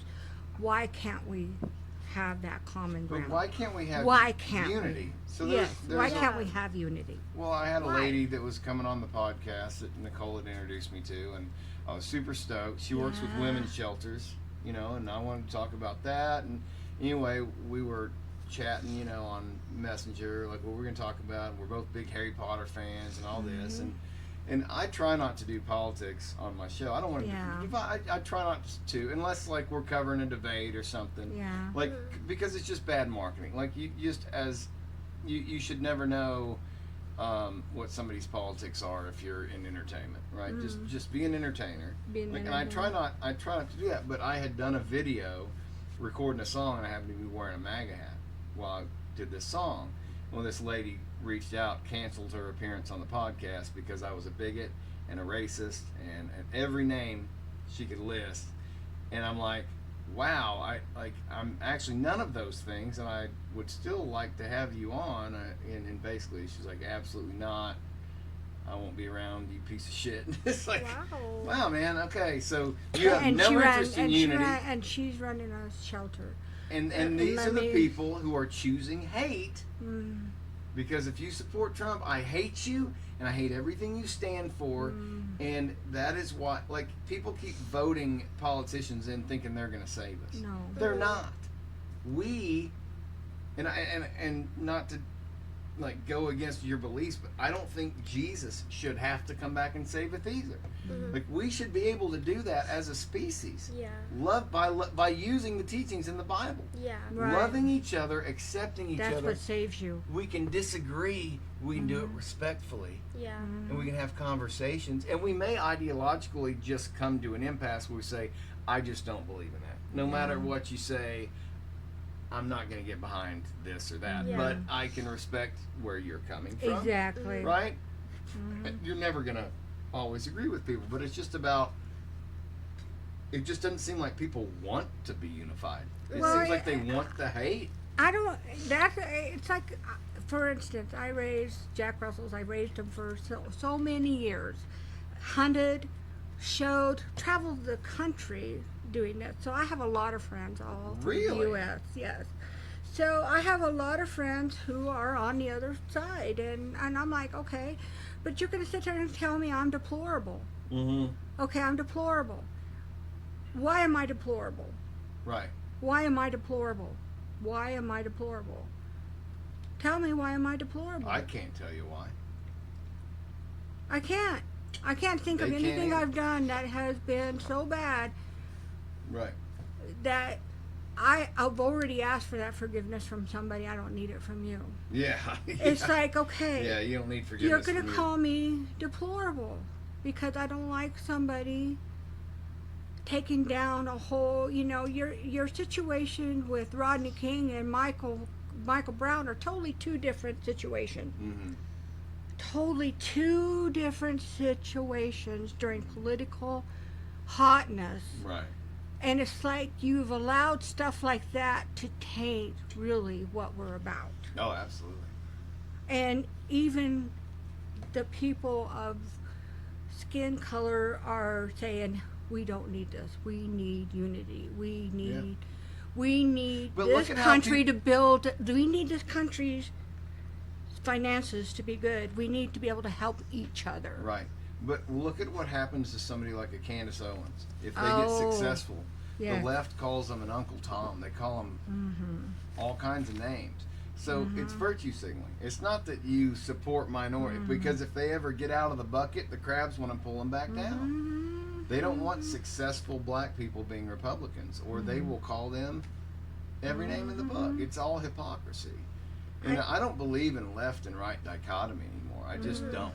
It's all a uniparty who's there to pretend you're on one side for your constituents at home and vote however the NGOs or the lobbyists pay you to vote. And that's why, I think Trump can't be bought. I'd rather have somebody like Trump who can't be bought and see what he can do than somebody who has a million masters like every other president in my lifetime. And somebody who has turned around and gotten into politics and been in the office and turned around and they didn't have anything, but now they're filthy freaking rich.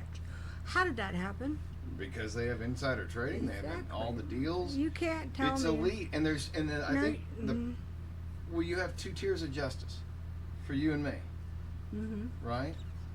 Yes. What's going on over here? Nothing. Yeah? She's like, we're talking politics. Yeah, she probably pulled it out of her mind. She said, this girl, she's not, she knows. She's seen it. She knows exactly. Are you into politics? No, No. but she I don't like has, politics. she's not stupid. She sees it. Yeah, I see it definitely. She sees it. She's And I not have family foolish. that's into it, but I Uh-huh. don't. Yeah. I don't like. But you said most of put the my kids at part. your school don't want to care. Yeah. Your age. You Yeah. shouldn't They care. don't. It's not something that I can control, so. You can't. You know what? That might be the smartest person I've heard a young person say, or an old person. Like, it's not something I can control. Exactly. And you're 100% right. And that's why I get so annoyed outside of political seat. Like, up through the election, I was paying attention. I was buying hats. I was in there. It's like the Super Bowl. But then after the election, I can't control it anymore. It's up to them. Yeah. Now, I can get pissed off because they're not giving the Epstein files and all that. But, Hey, we still haven't mentioned that. Let's. yeah, you want to dig into that for a What's it, little? I want to know. So, okay, I'm like, I'm almost to the point where my head's going like this. Okay? Because I'm like, okay, you haven't released him yet, but why can't we just concentrate on Maxine? They want to give her, they want to be able to give her some grace, right? So they're going to be able to say, so that way she can say, okay, here's who's been there. Here who we have. Okay. she's going to get grace because she's going to tell us, but you don't want to give her this grace because she was part of the situation. What they don't understand is, and I'm just talking from a woman who was under a thumb of an older man at one point in time in my life, and I thought that was the right thing to do, and it wasn't. Now Are you talking about a trafficking kind of situation? There we go. We got somebody saying, yeah, a man using a girl at a very young age to manipulate because she's in a situation she's not happy about. And I know that's not right. It's not. It's totally wrong. Right. But guess what? It happens every fucking day in America somewhere. Epstein is huge, but he's not the only one doing he's that. not the only one. 100%. I get that. I know. I think the problem was Trump never came. If you listen, because I listen to both right and left, the left keeps saying Trump campaigned on releasing the Epstein files. Trump never, not once, campaigned on releasing the Epstein files. He mentioned it in one interview, and he backtracked on it. They said, "Will you release the JFK files?" He said, "Yes." "Will you release the RFK files?" He said, "Yes." "We released the Epstein files," and he said, "That one's tricky because there's a lot of people implicated in those files who did nothing wrong." And so we don't want to ruin a bunch of people's lives. So the one time he was asked on the campaign, he basically said, "I'm not really interested in it."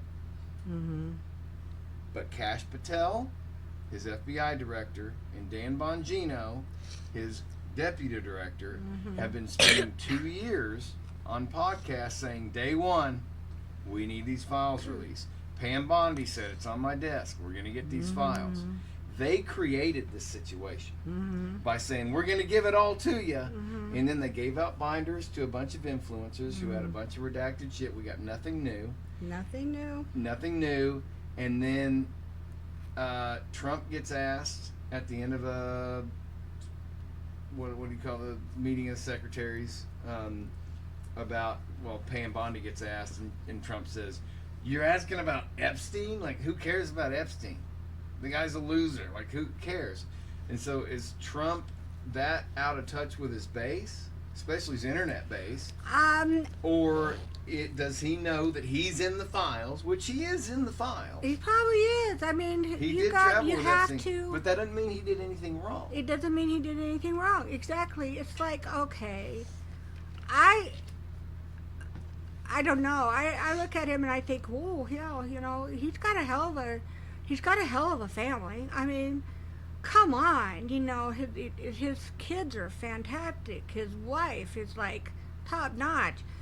Are they all gonna be like so not you know? It's like, okay, why? If they had anything on Trump, it would have already been. They would have. They went to every length of the law to take him down. They want to take him down so He's bad. on the Epstein files, but I don't think in any criminal capacity. Exactly. What makes it shady is that they take Ghislaine off to the side, and ask her these questions. It's kind of like they're politicizing it, saying, "We want you to give us dirt on these people, and if you can help us take down," and we don't know the names yet, but it just seems like she's being weaponized. I think so, and I think it's unfair to say that, you know, especially now, it's like, I'm surprised she's not gone, because it's like, seriously, I'm surprised, because they're a mess up there. It's just that you guys have not been able to, you're like this, it's like a fucking yo-yo.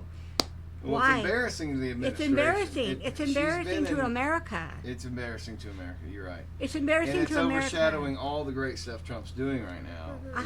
You seem to ignore the blue dress. You seem to ignore the person in the painting. Right. You seem to ignore all those other politicians that are involved in this. Yeah. Why? Okay, let's get down to the brass tacks and say enough is enough. If you can't make this country suitable for the people who are in it now, the people who are citizens, let's do that first. But the thing is, we just want to know that there is accountability for the elite. And right now, Trump is proving there isn't. Mm-hmm. And he's basically becoming part of the swamp to me. Yeah. And I've not been happy with it. But the difference is, for 4 years, I did not hear one liberal criticize Biden for anything. Not his age. In fact, I remember them saying he's sharp as a tack.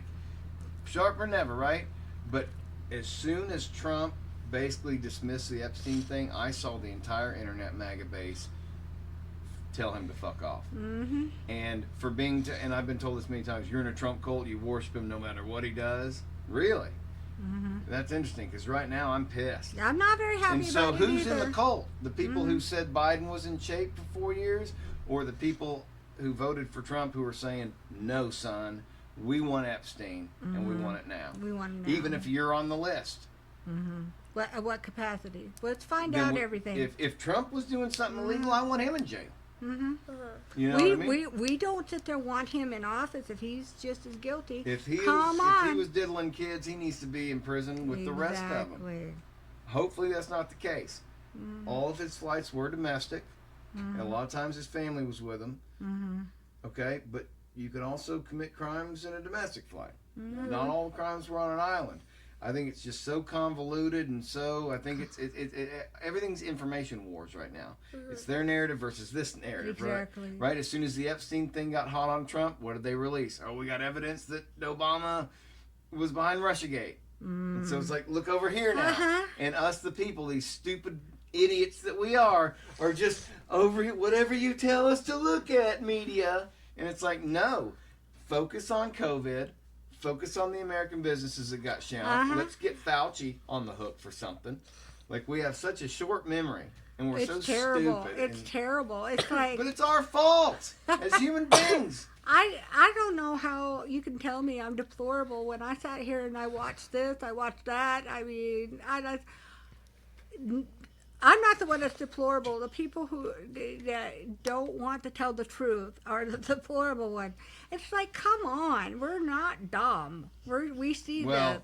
a we're lot not. of people are dumb. Well, a lot of people are. That's why they have the power they have, is because they assume we're dumb, We're and then they're proven right every time. Well, Because the few people who disagree with the narrative are too afraid to speak out. I mean, look what they were censoring YouTube from 2020 to, 2023. You couldn't talk about ivermectin. You couldn't talk about Dr. Robert Malone. You couldn't talk about a number of things. those Or you doctors would get- that were coming out, they would Yes. cancel them, It and was censored. you I mean, was you look what censored. happened to Joe Rogan, and it tells you Yeah. everything you need to know. I don't know what's going to happen, Brad. I think we are really I think you're in the best position right now because you're out in the middle of nowhere, kind of. You're able to spread the word. And it's like you said, the podcasts are really, between podcasts, people listen to music. People want to not have a cloud like this. They want our country being like people from other countries going, wow, what's going on in America? Yeah.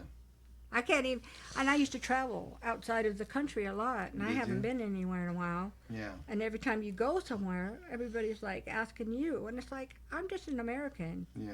Don't throw me under the bus because I'm an American. Well, I want to get back to Savannah over here. So, Savannah. Bovana? is that what you call her? What is it? How did we used to do that? I can't remember Don't now. embarrass her. Don't worry about Sorry. that. Please. What are your generation watching? Like, obviously, y'all are probably not into politics, but are y'all more into podcasts or TV shows? Or I think it's like more TV shows and movies. okay, Definitely TV shows and like documentaries and stuff. documentaries. Yeah. Okay. Mm-hmm. So, what kind of stuff are you personally watching? Like, So, I like watching documentaries. I've seen a lot of the ones that were like trending that were on Netflix, like the Menendez brothers. oh yeah. Yeah, all that stuff. Me personally, I like watching like TV shows. I've watched Ginny and Georgia. Like, I gotta think like Insatiable, Never Have I Ever, like stuff like that. Do you have anybody introduce? Well, you're a girl so too, so that's a little different. But do you have anybody introducing you to cool shit from the past? Yeah. Okay. Cool. I've got like Mimi, and then my dad. He'll tell me like certain movies to watch, and my best Nice. friend's family is like really old school, so they like Old older. or old school? You Um, said they're really old old. Think School, about old Papa. Tell them about what Papa. Oh yeah, Papa would Old school. definitely, yeah, Old school. yeah. Alfred But Well, we I would- know a girl because I've got boys, so like Quentin Tarantino's like right up their alley. You know, so, Oh, jeez, blood and guts. I mean, I don't know. You ever seen a Quentin Tarantino movie? No, Oh, Then I don't believe so. You can show her Pulp Fiction. that or filthy or Reservoir Dogs is good. Reservoir Dog or well, it wasn't the Hateful Eight. That's Tarantino. Oh my God. You like that movie? It's kind of a slow. It is, but there's some parts in it that's like, stop that, rewind that. What did he No, say? it's good. You know, I it's, don't like it as well as Django. Django's my favorite. Django was good. Oh my gosh, It's my I all-time can't see favorite. shit. Oh my God, the eyes cutting those KKK Papa, masks. if Papa was here, him and Papa would be like having a heyday right Right. now. Really? Because he used to do that line all the time. Where I'd see, he'd walk in the house and he'd have a paper and he's, I can't see shit. He Oh used my to do God, that. That's funny. Just to be funny Yeah. because Yeah, that he used to movie. do that. Yeah, it's just like, you know. All right, top back to her. 5 favorite movies. Go. The Notebook. No. I need a barf bag. Sorry, go ahead. Megan Levy. Megan Levy's good. I love that movie. I've not heard. of it. Coraline. Coraline's good. Have you read the book? No, but I know like all the conspiracy You know who wrote it? theories. No. I do, but my alcohol brain is Uh-oh. letting me down right now. That author's really good. Like he's Oh, Tim Burton. no, Tim Burton didn't write it. Really? God damn it. It's not Tim Burton? No, I thought it Tim was Burton didn't even too. direct it. It has nothing to do with Tim. He did Burton. Nightmare. Didn't he Yeah. Nightmare Before I'm Christmas gonna be and all so those. embarrassed. Who wrote Coraline? Neil Gaiman. Neil Gaiman is a Oh. really prolific author. He's done a bunch of shit, but it's definitely that stop motion looks like Nightmare Before Christmas, but no, it's Neil Gaiman wrote that. But I love that movie. Go on. What are your other two? Yeah, So it's a that good- was the 3. That's a and good then movie. I like. I gotta think. Lilo and Stitch. She's a Beautiful good Boy. Oh. Beautiful Boy. What is that about? It's actually really sad. It's about. Oh God! What is the deal with ladies in sad movies? Well, it's like a. I don't know what it is. I don't know why I like it so much. It's about this boy, and he's like his parents are like love him so much, like give him so much, and like his dad's like trying to push him in the right direction and stuff. And I think this kind of goes back to what we were talking about earlier. You're just pushing him just a little too much, and so he ended up going down the wrong path, and he was on like really bad drugs and stuff. And his dad was an author, and so his dad started writing like news articles about like, oh, my son, he's on drugs, he disappears for months at a time, I don't know where he's at.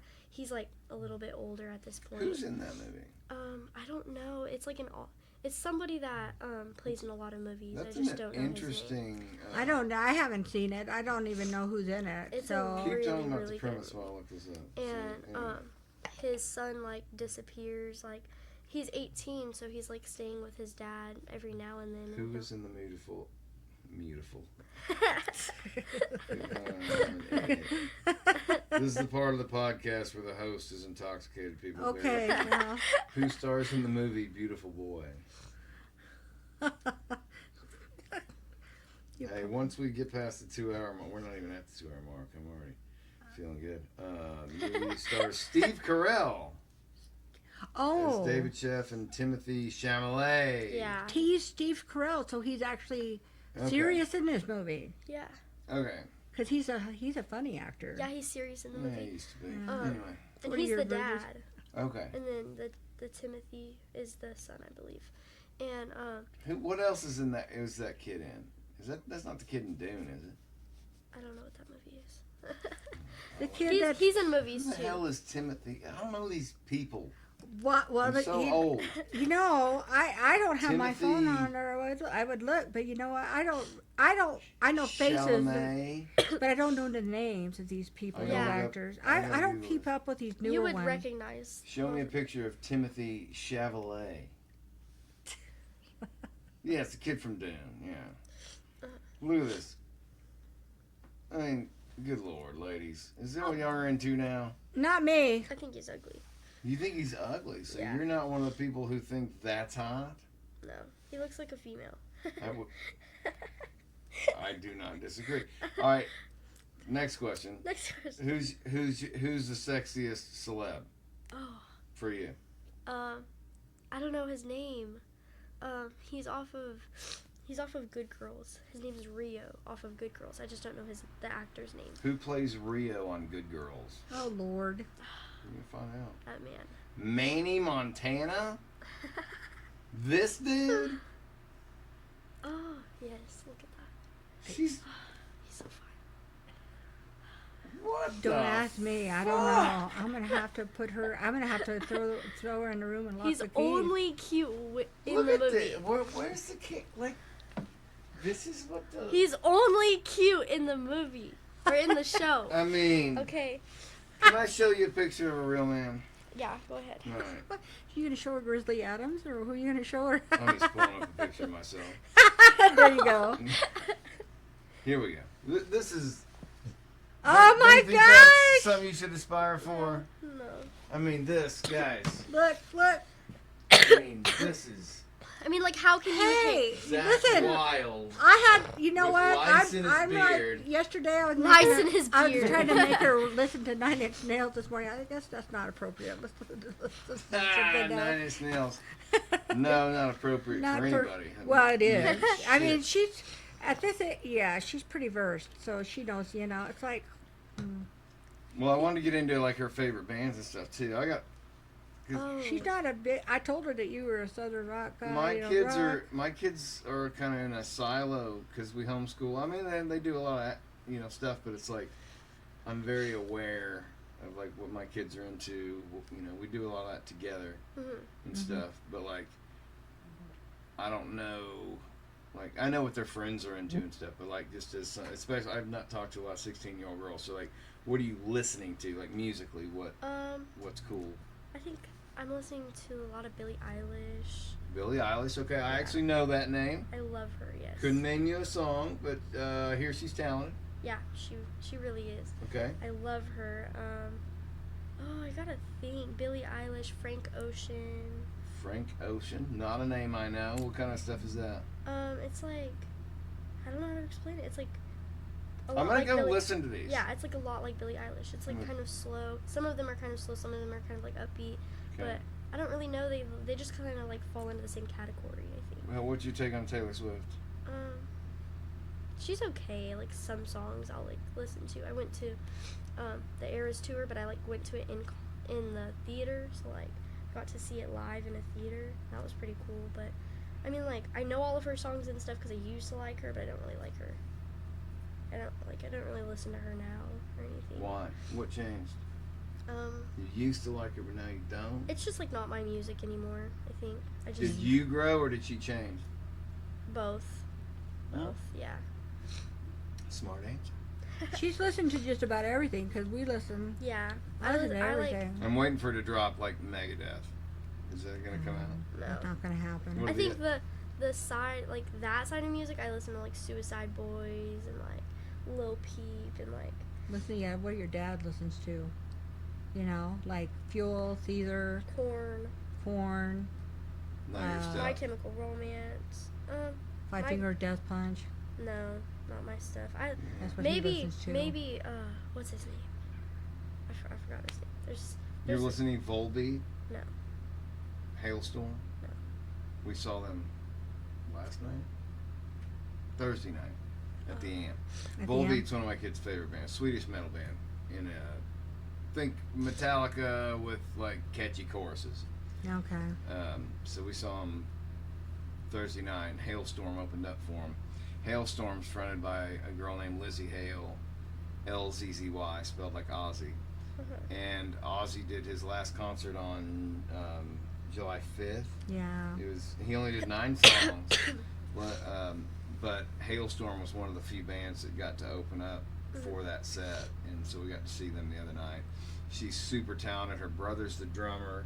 Her dad was the original bass player. Wow, so it's a family. Which is kind of neat. So that kind of related to. So we got to. Did you get the backstage passes at all? No, we were in lawn seats. No. The kids love Volbeat, so we had to go. I hate concerts. I hate leaving the house. Period. But You hate leaving that. I went and saw Stone Temple Pilots live last summer. That was the last one I went to. Yeah. I was in the pit. I was having a good time. yeah, ain't the same without old. Wayland. But we all knew he was gonna die. Mm-hmm. Your generation doesn't have a bunch of dying rock stars in it. Not yet. Dying on heroin. Yeah, no. So who else? You named 3, I think. You had 2 more? Billie Eilish. I gotta think. And like I kind of like listen to everything, so it's hard. Like. All right. It's What like about TV shows? Like what are the kids watching TV TV shows wise? like Ginny and Georgia, Insatiable. Trying to think. TV shows. I had a Roger Landman last night. She's never seen it. Landman? Mhm. I couldn't get into Landman. You couldn't get into that? It's No, like dude. slow. I need Rip. I need Rip. You need to rip, huh? Yeah. I'm a Rip fan. He was the star of Yellowstone for me. He was good. Mm-hmm. All right, so what else are we watching? I don't really know. Do you watch any YouTube? Yeah. What do you watch on YouTube? Some channels? So I watch Skeeter Jean. I don't know if you know who that is. Oh, I absolutely don't know who any of these people wow. are. Okay, well. I got all boys. He's like Chris Hansen. Do you know who that is? Chris Jansen? Chris Hansen. Chris Hansen is Predatorial Investigation. Yeah, I know who that is. Okay. Yeah, so I like listen. I watch Skeeter The Hansen. child predator guy, like Yeah. Skeeter Jean, and he does the same thing. He's the same thing. Yeah, but it's like funny. Like he like jokes. Like I don't know. So there was this one that the dude had been caught, and he was like, "If you eat the hottest chip in the world, we're not gonna call the police." And like he ate the hottest chips, and he like put him through all these challenges, and it was so funny because he was willing to do it because he was like, "Oh, they're not gonna call the cops on me," and then at the end he like walks out and the cops arrest him. What? I was like, So wait, hold on. He's like giving these pedophiles like ways out to torture them, and then they arrest basically, him anyway. Yeah, That's kind of funny. it's funny, and I can see like, it. What was that name? Skeeter Jean. Oh my God. Skeeter Jean. Now I gotta check this out. See, the kids know what's up. I don't know where the fuck all my pins are. I got pins everywhere. So I gotta check out Skeeter Jean, and there was an artist who told me to check out too. Billie Eilish. Oh, No, you I'm know not the other listening. one, the guy. Who? I don't know. Who else did you name? It's one of your named top I was five. like, There's Frank Ocean. Frank Mhm. Ocean. Frank Ocean. Yeah. See, I'm hip. I'm with it. I'm gonna check out some of this stuff. Okay. Yeah, you young guys can do that. I mean, you know, I'm I not. don't. It's I'm not nah. completely with.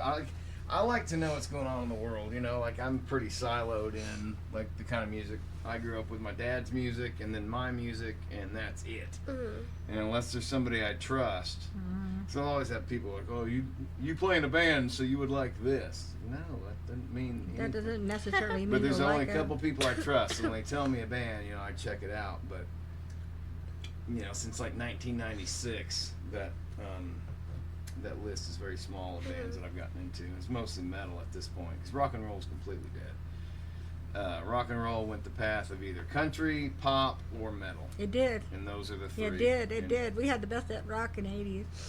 I was like I'd say the 70s, madam. 70s, 80s. Yeah, 70s and 80s. Yes, definitely. And I would say the 80s got a little cocaine laden, and the keyboard got a little out of control. Like, it's funny how it changed, huh? How from the 70s, like, you know, I mean, it just kind of. And then we hit the 80s and we have all that, like, Synthesizer hip hop, bullshit. you know, like Rick Ashley and all that stuff came out. And I was like, it's funny how it is. And now we're drifting back in and getting more hair bands back. And yeah, it's like funny how it's. Well, there's a quote by Mike Portnoy, the drummer of Dream Theater, when he was talking about the 90s was the last era of like the rock star. Because there were thousands of bands making millions of dollars. Now there's millions of bands making thousands of dollars, right? Like, as I've been doing demos for the Outlaw Kings album, I'm like, we could probably actually do this here. Like, if we actually set it up properly, we could record the album ourselves. Right? So you got everybody doing it at home, trying to market it.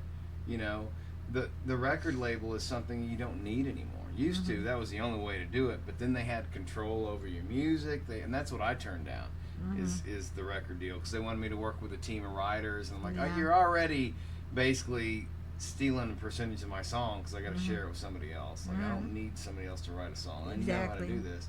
Of course, this is hubris and arrogance as a kid, but also I was right. Like, I don't need a team of writers, and so I turned down that whole deal, which led to them basically telling me to fuck off. But what are you gonna do? I think you either stand on principle or you sell out. Those are the only two options you have.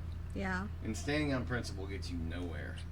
It gets you fucked over and over, but at least you can sleep at night. I still see a lot of artists who are doing like what you're doing, and now they're starting to make waves. I mean, they get shared enough, and then people are like, hey, we need you to start appearing. We need you to start. Could we book you at this event? Sure. Can we do this? Can we do that? We're going to try and do it from ground up. We're going to. Yeah. I mean, I'm seeing that now. I'm seeing a lot of that. So that's good. All American Rejects is doing backyard concerts. We're just going to people's backyards and hanging out. I mean, unless you're a stadium act and you're trying to stay relevant, I think that's, Durham Fest we started as, when I was growing up, we had a guy named Jim Hanna that worked with my dad, and he wanted to do like kind of a Woodstock thing where you had some bands come out, you grilled, everybody had a good time. And so when I was a kid, my teenage years playing in a band, 16, 17, 18, my dad was in a big cover band, and we had our original band, and we were also playing bars and stuff, and so we would go out and play this festival every year, and it was a blast, and I just loved it. And it was just nothing but friends and family there. Everybody's friends and everybody's family had this whole network, and then it eventually got shut down. There was some disagreements over it getting a little too adult versus family friendly. It got shut down, and I talked about it for years out here. Like, we got to do it. This is a perfect place. And we've been out here for 9 years, had not done it. And Walter goes, when are you going to do Durham Fest? I was like, one of these days. He's like, do it this year. You're not going to do it. So I was like, all right, motherfucker. I'll text the guys right now and see if they want to do it. So I texted all the guys, expecting them to say, no, we're too busy. And like within 5 minutes, it was like, yes, yes, yes. It's like, oh, shit. Now you're stuck. Now you got to do it. Yeah. So it was Walter who got it started, and now he's my drummer, and we're working, overtime, getting just songs pumped out. But this is the first time since I've been in my early 30s that I've been able to really get back into what I love. That's good, though. Yeah, but I had to create a child and then raise him up, and through strand of luck have him choose drums. I'm incredibly lucky because I didn't push my kids into music. I didn't push them into football. Anything I loved, I didn't want to push them. I didn't want to be that dad. I wanted them to find their thing. I introduced them to things that I like. Check this out. But Maxwell found robotics, and that was right off to that. Walter tried around with football, and then last year with Durham Fest, he wanted to play the drums, and he played one song, not very well. I mean, he was 11. Well, he just turned 12. But it just lit a fire under him, where it's all he wanted to do. And now Theo's doing his thing. Hey, I don't have a talent in me, so there you go. I've tried many different talents. I don't believe that. All for I got a is a second. mouth. That's it. You got a charming smile. You got a kick-ass attitude. I try. Hey, you got to. What is your? We're at the 2-hour mark. What is your hope for the next? I guess the remainder of the Trump term. Like, what do you hope to see? Like, we're embroiled in war, scandal, political infighting. Like, there's a lot of shit going on right now. Like, what do you hope to see happen? I don't know. I think that it's just interesting. I was hoping that, I knew once he got elected, we'd probably still see the same shit we saw the previous time. But I think, he definitely said, hey, this is what I'm going to do. And he's doing it. He didn't lie about what he's going to do. He's No, doing absolutely. it. I mean, if you talk about border security, if you talk about tariffs, if you talk about deals. I'm just hoping and that we will see a change in the financial growth of the country, and maybe that will make people think a little differently. I don't know. I saw so many industries leaving our country that especially in the world of work that my husband did, I didn't like seeing that. Because, we're a farmland country, but we do have a lot of technology development here. We do. But, like, just to speak from the middle class, like, in 2016, I was making less money than I am now, a lot less, and we were putting money back in savings, we were taking trips, we were living like kings. Now I'm making a lot more money, and we are lucky to get to when the next paycheck comes. Correct. Our dollar goes so it doesn't go as far. it does not go as far. There you go. You're right there, because I mean, our vehicles, the cost budgets, of food, everything's gone up. So, everything, I mean, housing, everything. right? So you start cutting out the excess, right? And now we're poorer. The middle class is getting pushed down because of all this shit that's going on. And are you going to lower these prices? Are you going to make it better for the middle class? Do these people give a fuck? Absolutely not. They don't have to worry about it. They don't have to worry about their finance. Even if they're in Congress, they're making money on insider trading. They're getting rich. Their kids, their families are getting rich. That's why people are so sick of this two-tiered justice system. Yep. Well, hopefully we'll make some changes there and get some people knocked out of there that have been in there way too long. And I hope so. I hope we see some kind of justice. People want blood. People have been lied to and screwed over and fucked over. I don't know. I mean, you're a little too young to have to worry about it. Hopefully you're a few years out from having a family and kids and all those things. But at 16 right now, are you even thinking about your future, or are you just trying to get through the day ahead of you? I definitely have a whole plan for my future. A whole plan? You got it all planned out? She's got her all right, so where are you going to be at 55? Oh. 55? You said you got it planned out. Well, I mean, my career. That's your 40-year plan. What? Okay, no, I'm joking. What do you... 40-year plan. Hey, Chinese do it. What? No, but what are your goals? So you graduate. What do you want to do after that? So when I graduate, I'll already have a CNA degree because of the classes I'm taking. CNA, what is it? CNA, certified nurse. Oh, CNA. Sorry. Yeah. Okay. So I will be working in nursing homes with older people, taking care of them while I'm in college to be an ultrasound tech. Okay. So I want to get my degree in that, and I hope that's gonna work out for me. But if a couple years down the road it's not working out for me, I'm gonna go back to be a travel nurse. And what draws you to that line of work? I mean, it all started with wanting to be a vet. I wanted to do something medical. I don't know why. So why didn't you go into that? I have a really strong heart for animals, and so it's really hard to see. You got to see a lot of animals in pain. Yeah. My grandfather was a vet all his life. And I can't do it. And I mean, I have sympathy for humans too, but I have more of a need to help them, and not an emotional thing. Yeah, I've heard that from people who've gone into veterinary school, that they can't handle seeing the animals in pain, because you do have to see a lot of animals in pain. Yeah, I can't do it, but I work well under pressure, I think. I enjoy seeing humans in pain, so it wouldn't be tough for me. But animals, I have a hard time with. Certain humans, I could imagine. I sound like if I had a 16-year-old daughter, for instance, there's humans I could imagine seeing in pain. Yes. Anybody who harmed that child. That's kind of good. I don't mind. Yeah. But no, I get that. I understand that. Yeah, that's good reasoning. Yeah. So, well, good. I hope it all works out for you. Yeah, me too. I hope so too. I mean, I hope so too. I've worked really hard to get where I'm at with my classes and stuff, and I'm taking college courses and I'm in high school, so it's not easy at all, but I think that I'll be okay. Well, I'm proud of you for all that and for having a plan. I didn't have jack shit for a plan. Well, I had a plan. My plan was be rock star. That was it. And so we got close, but it didn't work out, and then I had to start over a couple times, starting over again with a new band, you know. But it's doing what you love, you know. And even if we didn't get paid a dime for it, which, you know, I made fair share of money playing music, but I didn't do it for that. You do it because you love it, you know. And I wish to God that first failure I had, that first valley, that I would have stuck with it instead of just jumping to college. But that's me. I mean, you got a path. That's what you want to do. That's what you love, you know, or that's what you're interested in. You know, that woulda, coulda, shoulda. Sometimes you just can't. You have to park it. Yeah. Woulda, coulda, shoulda. It's got to be parked. But now I'm playing with my son.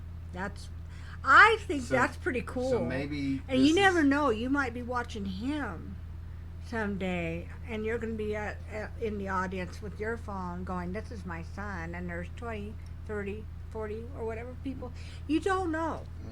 I mean, I'm grateful. Biologically I only have one child, but I have a bonus child.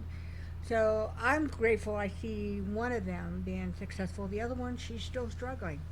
You know, she's your age and she's struggling, and you know, I don't know if she'll ever come to a point where the struggle is real. I mean, life is a tough bitch.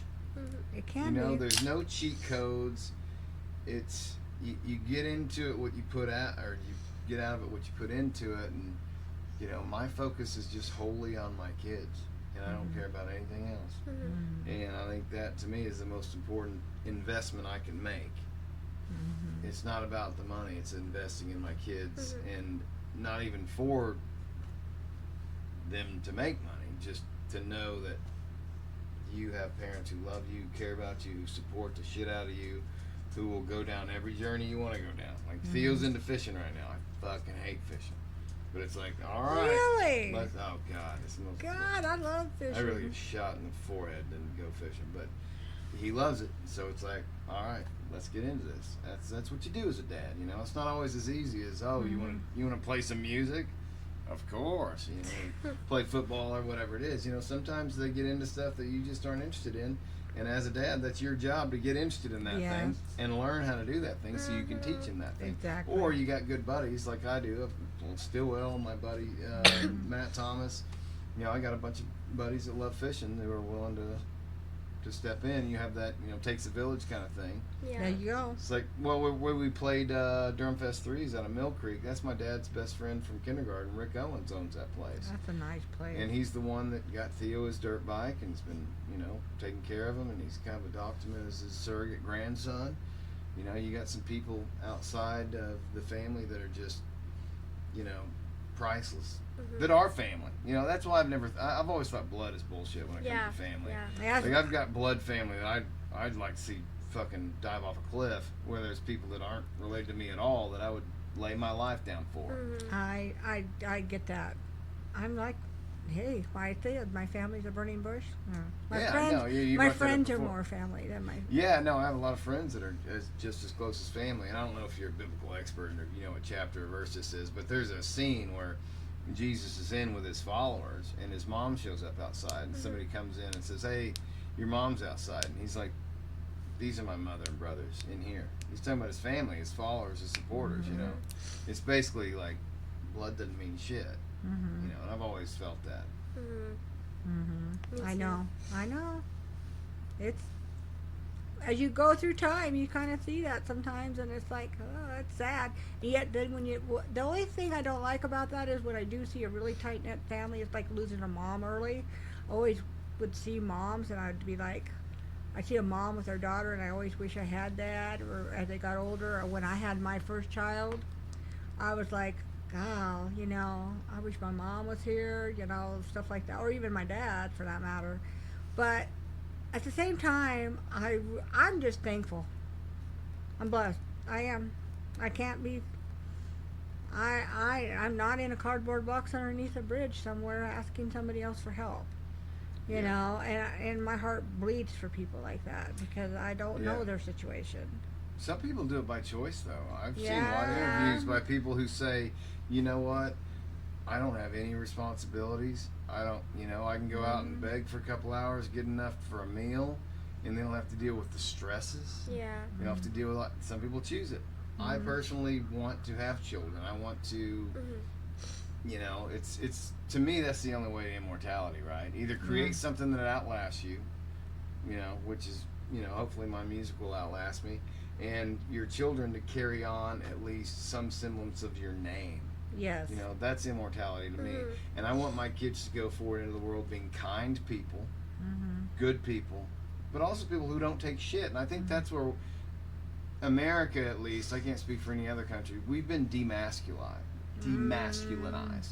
It's been toxic masculinity. Like anything masculine has been toxic. So any kind of masculine thing has been taboo for years, right? And then women all of a sudden are just unhappy with the dating pool, and all the men are fucking betas, and I can't find a real man. It's because you push them under the rug, and nobody wants to hear from that kind of shit. Nobody wants to hear tough guys anymore, or suck it up, get your shit done. Everybody wants to be coddled, and it's fucking disgusting. It needs to come back. Yes, you're right. And I'm trying to raise my boys as men, and and the fact that I get a lot of shit for it, it proves that I'm doing something right.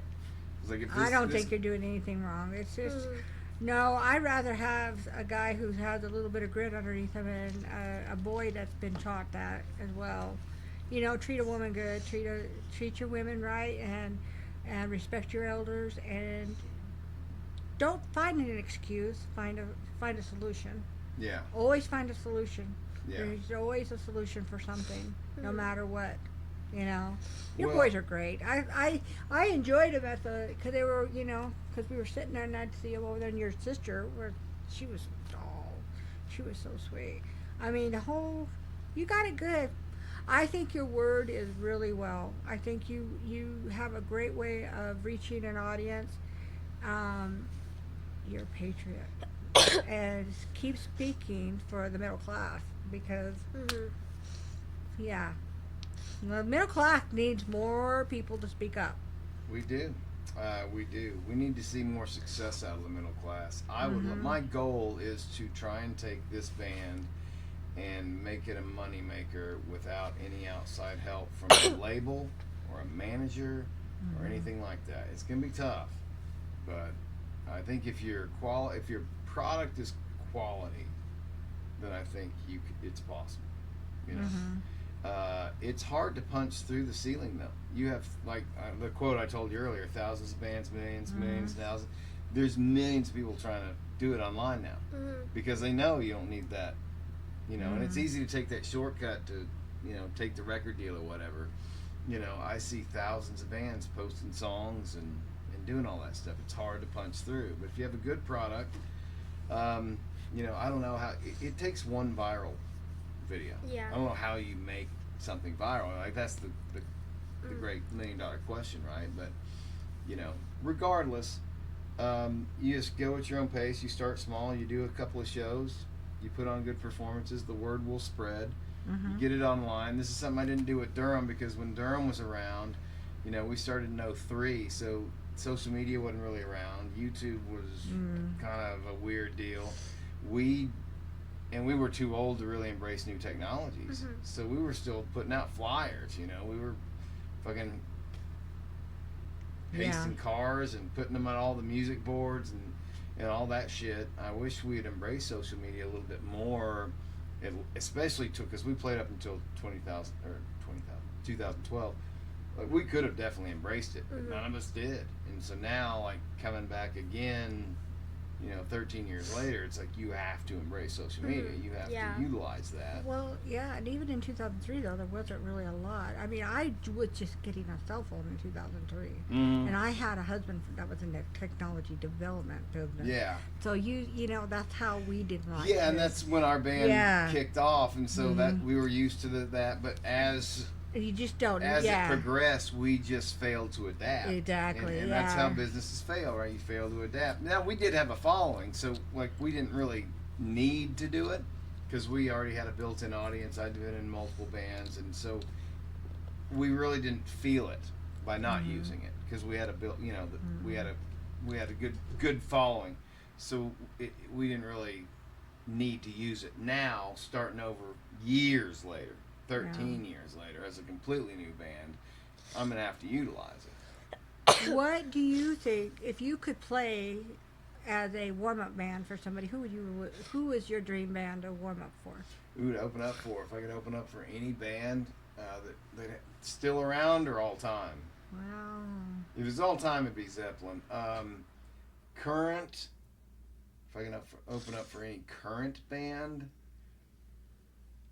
that's a shit. See, our music is so weird because there's no rock and roll bands anymore. Mm-mm. Rock and roll is dead, so it's either metal, basically have to be metal. I know there's not even really like good southern rock. I mean, No, I rock listen at to all. everything. The Struts are pretty good. I mean, I'd love to get on a stage with Matchbox 20. I think we have a lot in common with them. But Black Crowes. Oh, I'll say the Black Crowes. Black Crowes. If I could open up for any band, it'd be the Black Crowes. Yeah. My top favorite bands of all time are Beatles, Zeppelin, Black Crowes, the Guess Who, and Megadeth. Mm-hmm. And the Guess Who was basically the Canadian Beatles, and they were putting out hits. I mean, left and right, but fucking nobody cared in America. But they've got probably the best catalog. But I mean, as you can see on my CD wall over there, like I have a pretty extensive collection of. You do. Oh my. That's a lot. Yeah. Yeah, I had that. I had a collection, but I got rid of it because I was like tired of packing it around.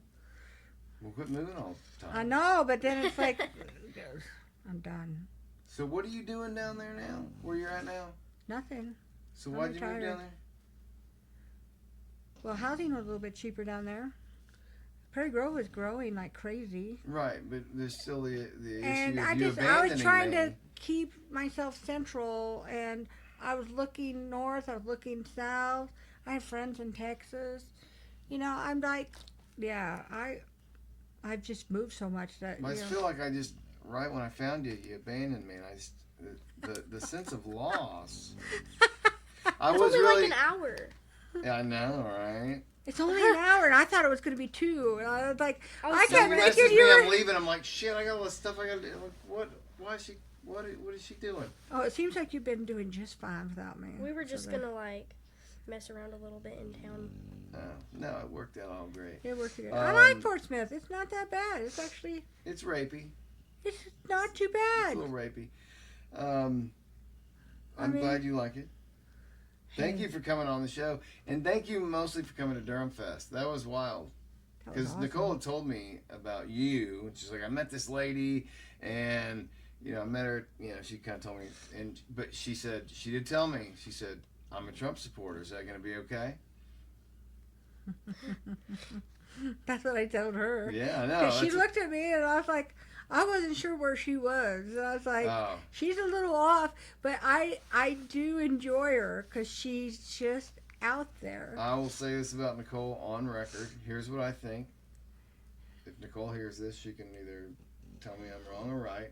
I don't think Nicole follows the news or reads anything other than headlines and likes to poke buttons, push buttons. So Yeah, she does. She runs with things that aren't necessarily in context or true and tries to rile people up. I know she gets clicks. I know she's monetized. I know that's a tactic. It's not a tactic I feel comfortable morally doing. But if that's your groove, to divide people to make money, that's your choice. I choose not to divide. I'd rather get no money to unite than paid to divide. I'll put it that way. You know, I don't know. I think I listened to her, and I'm like, okay. I just go like that, whatever. I love Whatever her. floats your boat. I love her, and she's like a sister to me, and I'll always be. I thought we were talking about your wife. Wait, what? No, we're talking about Nicole is a friend of ours. I was like, wow. No, not talking about her she's gonna wife. get You're on me talking about later. Nicole. And she doesn't know Nicole yet. She hasn't met her. If she met her, she'd be like, wow, yeah, she's a little wild. No, I rarely talk about my wife on the show. I really try and keep my family very. That's okay. I'll talk about the boys more, but like my wife, I just try and keep like she doesn't want any. She's not on social media. She's a very private person, so. That's why I was kind of confused. I was like, isn't she the one that doesn't want electricity? No. Yeah, no. I was talking about Nicole. But again, that's all in love. I love Nicole. I think she likes to stir the pot. She does. And that's not really my thing. But yeah. I overall, I don't know if I feel hopeful or more despairing because things look like they're even deeper than we originally thought with the swamp in Israel. Like we don't even have to get into Israel. Like what's your take on Israel? I don't. You know what? To be honest with you, I have been so focused on other stuff right now. I've been kind of ignoring it because I've got a lot of other stuff going on. I got family matters I got to take care of. It's like, you know what? It's like I have no, like she said, I have no control over what that's going on. Yeah. But I'm not going to allow somebody to sit there and throw me under a bus either. It's like, if I'm not going to understand the context, I'm not going to get involved. Yeah. I want to first realize what's going on and then say, okay. You know, I've had too many friends go over and fight, and now they're my age and they're battling. They're battling. Trash. They're trash. They're battling. I know. And being single, and in the dating pool, I have met so many men who were like absolutely destroyed. And I'm like, okay, Well, hold on now. You're in the dating pool now. Maybe we should clip this segment out as an advertisement for you. No. We don't. No. I am Oh, seeing somebody. Where's the camera? It's right there. Okay. She's taking men. So I am seeing somebody. For now. Okay. So I apologize. I wasn't trying to put you on the market intentionally. You know what? I'm a hard girl. I'm a hard girl today. Y'all can't handle her. I would imagine that you'd be a tough lady to. What's this fellow like? Tell me about him. He's gonna watch this. We're gonna have to show him. I don't think we want to discuss him here. You don't have to. No, I'd rather keep it private. Yeah, that's fine. There we go. Absolutely. There we go. But things are going well. So far, so good. All right, good. I mean, he's a little challenging because he's different than and so am I. Yeah. You know, he says You've definitely seemed like challenging. He says he's very set in his ways, and I'm like, well, so am I. Mm-hmm. You know, so there's a lot, there's a lot, it's not like when I was 30 and my former spouse was 35 when we got together. Yeah. We had already been through a bad shit, so we already knew that we didn't want that. And he lives down there close to you? He is. He's about an hour away from me, he's another direction. But, the choice was I want to buy my own house. I want to keep my own place. You're a very independent lady. I'm very independent now because... You own a few firearms, I imagine. I have a few firearms. Yes, sir. I would imagine. I do. I have several firearms. Okay, so she didn't want to talk about them. You tell me about them. She hasn't met him yet. Dates. She hasn't met him yet. She hasn't met him yet. Why are you hiding? Well, because we haven't been dating that long, and she doesn't live close. She lives in Texas, so I've only been dating him for a few months, a couple months. So you're not dating anyone, are you? No, she's not dating anybody now. She hesitated. She just got out of a relationship. I just got out of a 2-year relationship. A 2-year relationship at 16. What was that like? Difficult. Difficult. Very, very difficult. Oh my God, teenage relationships. I don't even want to get into that. So now are you on the market or are you just you could say that. Laying low? You could say that. I'm on the market. You could say You're that. On the market. What kind of guy, like who's your dream guy? Jason Momoa, if you see this, hit this young lady up. No, that's actually, she's 16. He's grown. Oh, he's way too old. That's way too old. Jokes, people. 2 more years. Hey. No, but what kind of guy are you at 16 interested in? What kind of qualities? does a 16-year-old girl look for in a man? I don't know. It's kind of hard. What like, do you mean at you this don't age, know? Because I'm more mature than a lot of people that are like in my grade, so it's like Yeah, I can understand that. Yeah, my so son's that way too. it's like I want somebody that's a little bit more mature than I am. Maybe. Don't make that be older. Oh no. Just No. by default. No. Just no. because they're 34 and mature does not make it Oh okay. no. I mean like. No. Well, That's how true! it happens. That's how it happens. These kids are like, oh, this guy's 34 and stable with a wife and That's kids, crazy. and he'll take care of me. No. No. So, but maturity. Maturity. Most men at 16 are not very mature. Most boys at 16. Well, you call them boys, yeah. You Very call them not boys. mature. Yeah, no, not mature at all. Not even. But are the close. ladies mature at that age? No. Are you an anomaly? I think that it's like I had a lot of bad experiences that I like That kind of made had you to grow mature, faster, yeah. Yep, she's had a Yeah. lot of experiences that have made her be more. I raised my sisters, so Yeah, kind of oh, had wow. to So step in and be like, You've got some real shit experience. Mhm. yeah.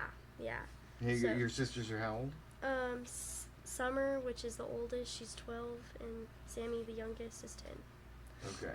And so you've helped raise them. Yeah. So you've had to be responsible. You've got some Yes. real life Yes. experience. Okay. Yes. So you're looking for somebody who's mature, Mature. who can handle some and shit. responsible. Yeah, responsible. Someone who has a good future, like a good outlook on their future, because that's always been a problem. I've never been able to be with someone who like knows what they want. I guess it's kind of hard because we're 16, but It is very hard. yeah. But I kind of like want someone who at least knows the general direction they're going towards. Like, what are your goals? Like, they have goals in life. They have like a good family. Like, Mm-hmm. Do you want to have kids? yes, I do. I want to have at least 2 kids. At least 2. But You got preference, boys, girls, or you just want to have kids? I don't know. I think I want at least 1 girl. I don't want all boys. Yeah. I think I you know tell her that she wants for all sure. You boys. don't. I don't want all boys. No, I'm telling you, you don't want all boys. I don't want all You don't want all boys. I'm telling you. It's not My good. sister had all boys. It's not She had good. 3. Fist fights, accusations, stealing of property, Oh my.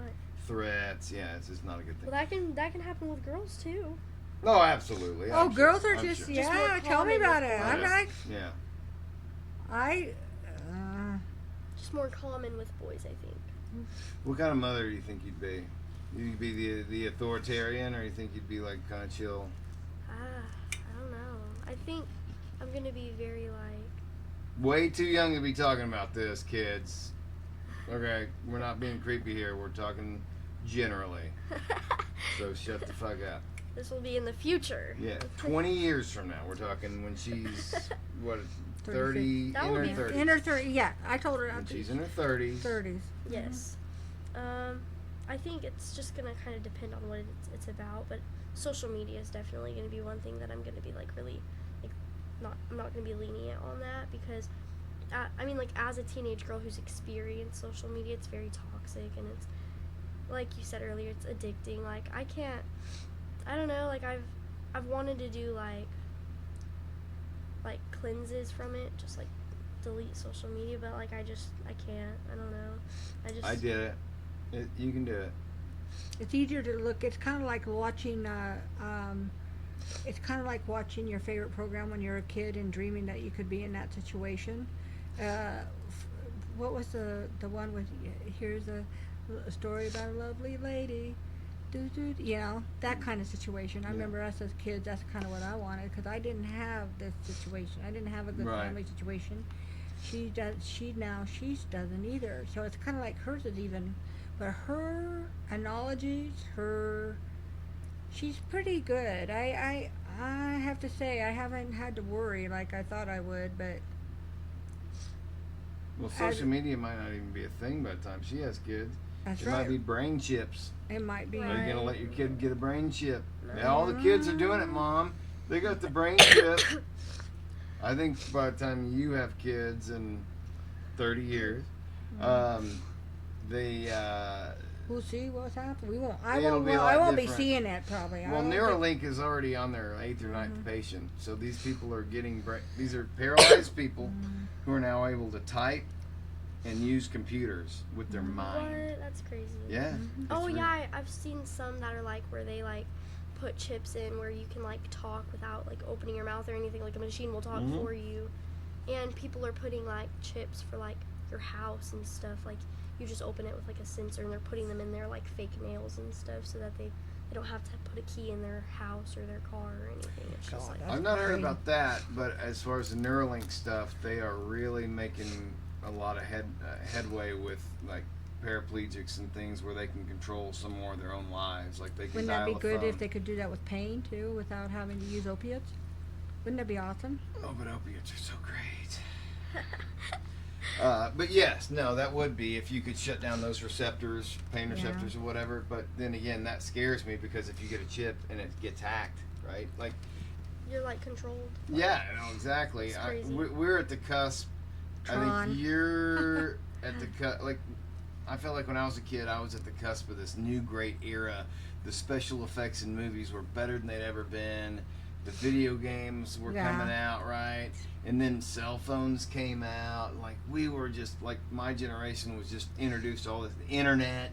Technology. You know, and I feel like then it got stagnant for 20-something years, and now all of a sudden AI is hitting. AI. And I don't know if you see- AI. Have you experienced much AI yet? So they added it on Snapchat a couple years ago, probably around like 2022, 2023, and around there, like the AI on Snapchat, it's weird because it would like know where you're at. Like if you asked, if you didn't even have your location on for the app, it would know where you're at and stuff. It would like, but what's weird is like, you can't block it. You can't make it to where it can't text you or anything. Like, and now it's like they're making apps for AI, and they're making like AI is video dangerous. clips with like, Oh, yeah. and like the way that these things have become like so real. Like you can look at something and have to think, is this AI or is this actually I saw a real? whole video of Bernie Sanders being interviewed on CNN that looked real, that was totally fake, and he was talking about what's Sydney Sweeney? Have you seen the Sydney Sweeney ad, the Jeans American Eagle ad? Yeah. So people are calling it Nazi propaganda and all this stuff. The left is going nuts because they're saying she's got good genes because she's blue-eyed and white. And it's like, no, motherfuckers, we're going back to having hot chicks in ads instead of like highly unattractive people that nobody wants to see, right? Yeah. Everybody wants the perfect ideal. If you just put the fattest, ugliest person out there, it gives you nothing to strive for, right? So they put a hot girl in an ad and people are melting down. And it's like, you know. You know, it's gotten, well, you know, it is what it is. It's starting to, I think that part is starting to calm down a little bit more. The culture has shifted. Yeah, it is. It's People have stopped being afraid of speaking out. yeah, they finally have said, you know, because the 4 years before when he was president, we kind of, because if we said anything, then it was, you know, and now it's like, okay, now we're done. Woke is over. The funniest part of the latest South Park episode was Cartman freaking out because woke was over. You know, because he could be offensive during woke, and he was like, "You can just say retard and fag again. What am I gonna do?" You know, it's like you can. And I credit Joe Rogan and Elon Musk for that. I think they saved this country. Joe Rogan by having it affect him, and then he started going, "Hey, CNN lied about me," and he still won't let it go. And then Elon bought Twitter, which has allowed free speech to continue. But we were in a scary spot there. Everything was censored that was true, and only the narrative got by. And anytime you said anything, just you were banned from Facebook, you were banned from this, you're banned from that. It's like, hold the phone. Well, look at what they did to the January 6th people. I mean, these people spent 4 years in prison for a guided tour. Now, were there a couple ones that did some violent shit that should have been imprisoned? Yeah, probably. But that was a gross over exaggeration for what happened there. But for years, we were only shown one set of footage. Right? It wasn't until, like, I think Mike Johnson released all the footage, or Tucker Carlson, I think, released all the footage. Oh, I know. And then 90% of it's just peacefully people walking.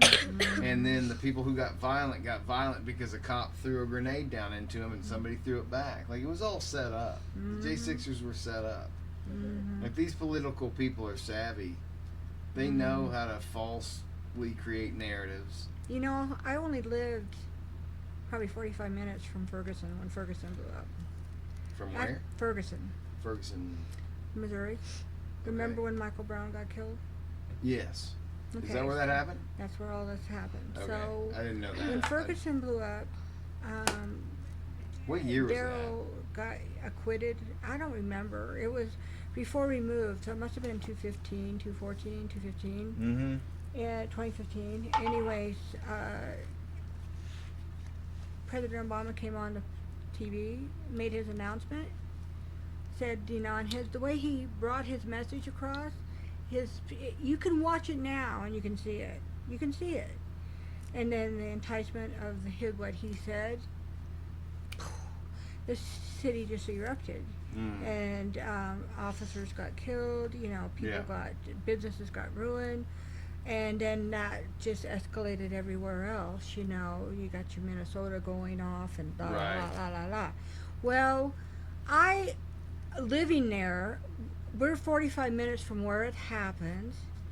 And we're in an area that's predominantly country, like here.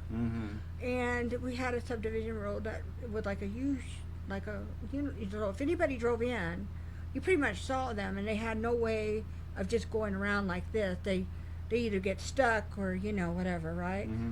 We started seeing more people from St. Louis showing up that didn't belong in our area, obviously, because we have predominantly had a white area.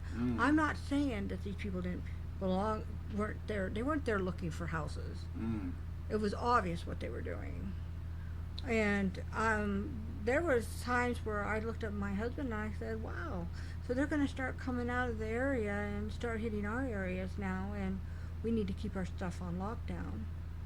And I had the shotgun by the door. I mean, I was by myself most of the time. I just looked at it like, okay, what's really happening here? Yeah. You know, and now things like that are starting to calm down, but boy, I could see it coming with Obama. Everything that was starting to escalate, and you know, it's kind of showing up now. It really makes me sad because I feel like during the Clinton administration, racial relations were as best as I've ever seen during the 90s. I mean, I went to the most redneck school around, and people were bumping up to Dr. Dre in their pickup trucks and wearing Michael Jordan jerseys, right? Yep. Like, black people were heroes, even in the redneck community. Yep. And then Obama just shit on all of it, you know? And it's sad, because I feel like we were at a really good spot. Now, I have had some guests on that were black that grew up in Farmington that had a very, you know, had a lot of racist experiences when they were young. You know, and that sucks, because, you know, I just didn't see a lot of that. There's just not been a large black population in Northwest Arkansas until fairly recently. You know. Well, I grew up in Wyoming. We didn't have any. You didn't have any. Probably. And I moved to St. Louis, and I was like, right. What about where do you go? Is there Is there a lot of? Can we say black? A lot of black. Yeah. Mexican, is it black. Mexican? You know, everybody. It's Mexican and blacks mostly. There's not a lot of white people. It's you're in a minority. It's kind of like mixed, I think, but there's a lot more Mexican and blacks than there is whites. It's because the university's there, and predominantly the university has a lot. Because look, it's a big university.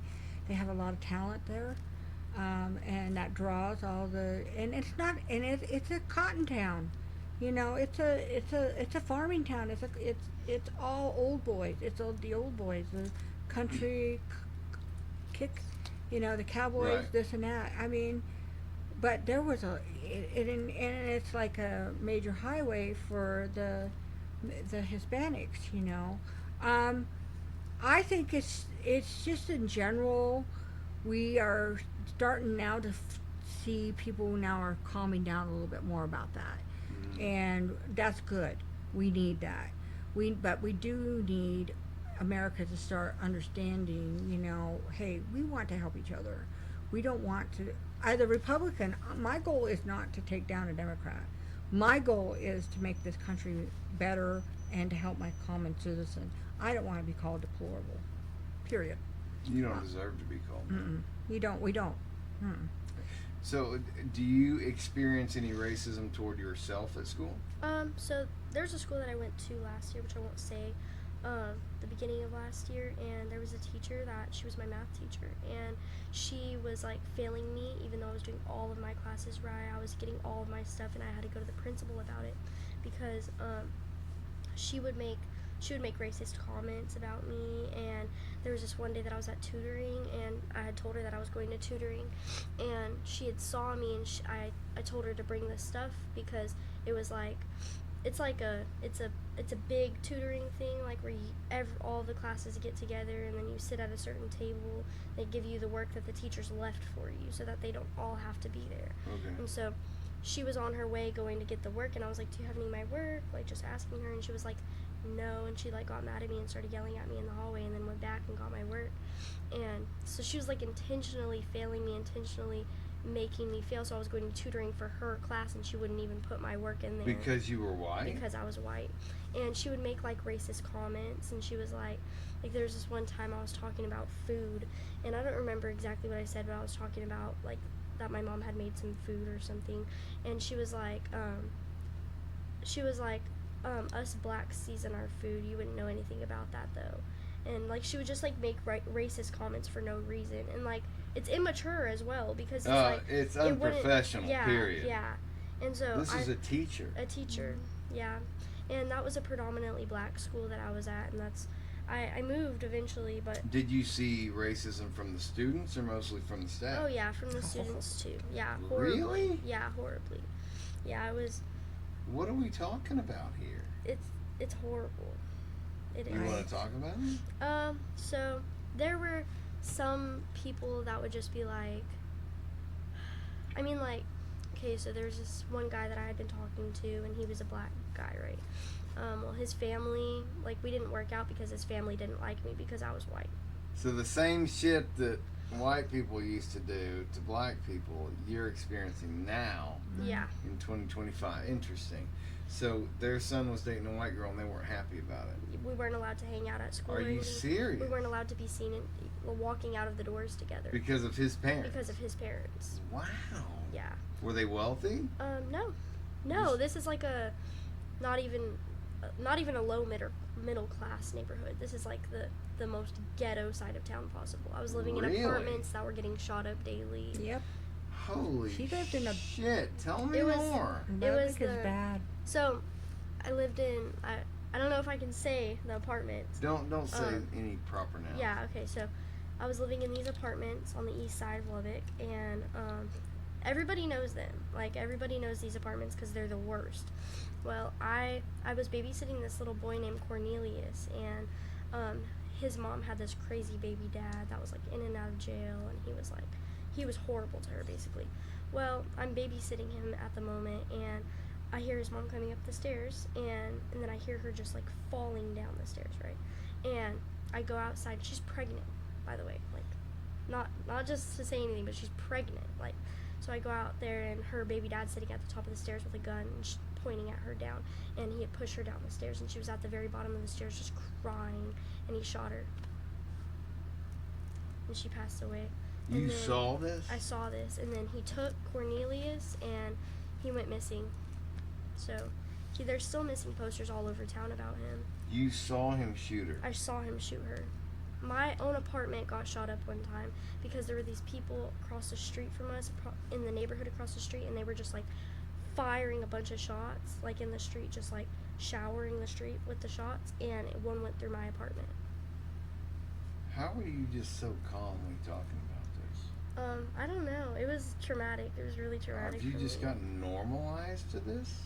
It was my normal for like 2 years. What else did you see? I mean, like, there was this guy that lived next door, and he was like like really big into like gangs and stuff, and like I was just making hot pockets in the microwave, and I remember hearing a shot, and then I went out there, and he had shot this girl's foot because she owed him money, and he got mad that she wouldn't give him his money, so she shot her in the foot, and then he hit above our apartment, and he busted our ceiling through because he was above the apartment, like in like, I don't know why, but they had like a door in the middle of both of the apartments, and if you went up, it was like above the apartments, and he busted through the ceiling and landed in our dirty clothes and was like asking us if he could hide in our dirty laundry while he was hiding from the cops. So they had to get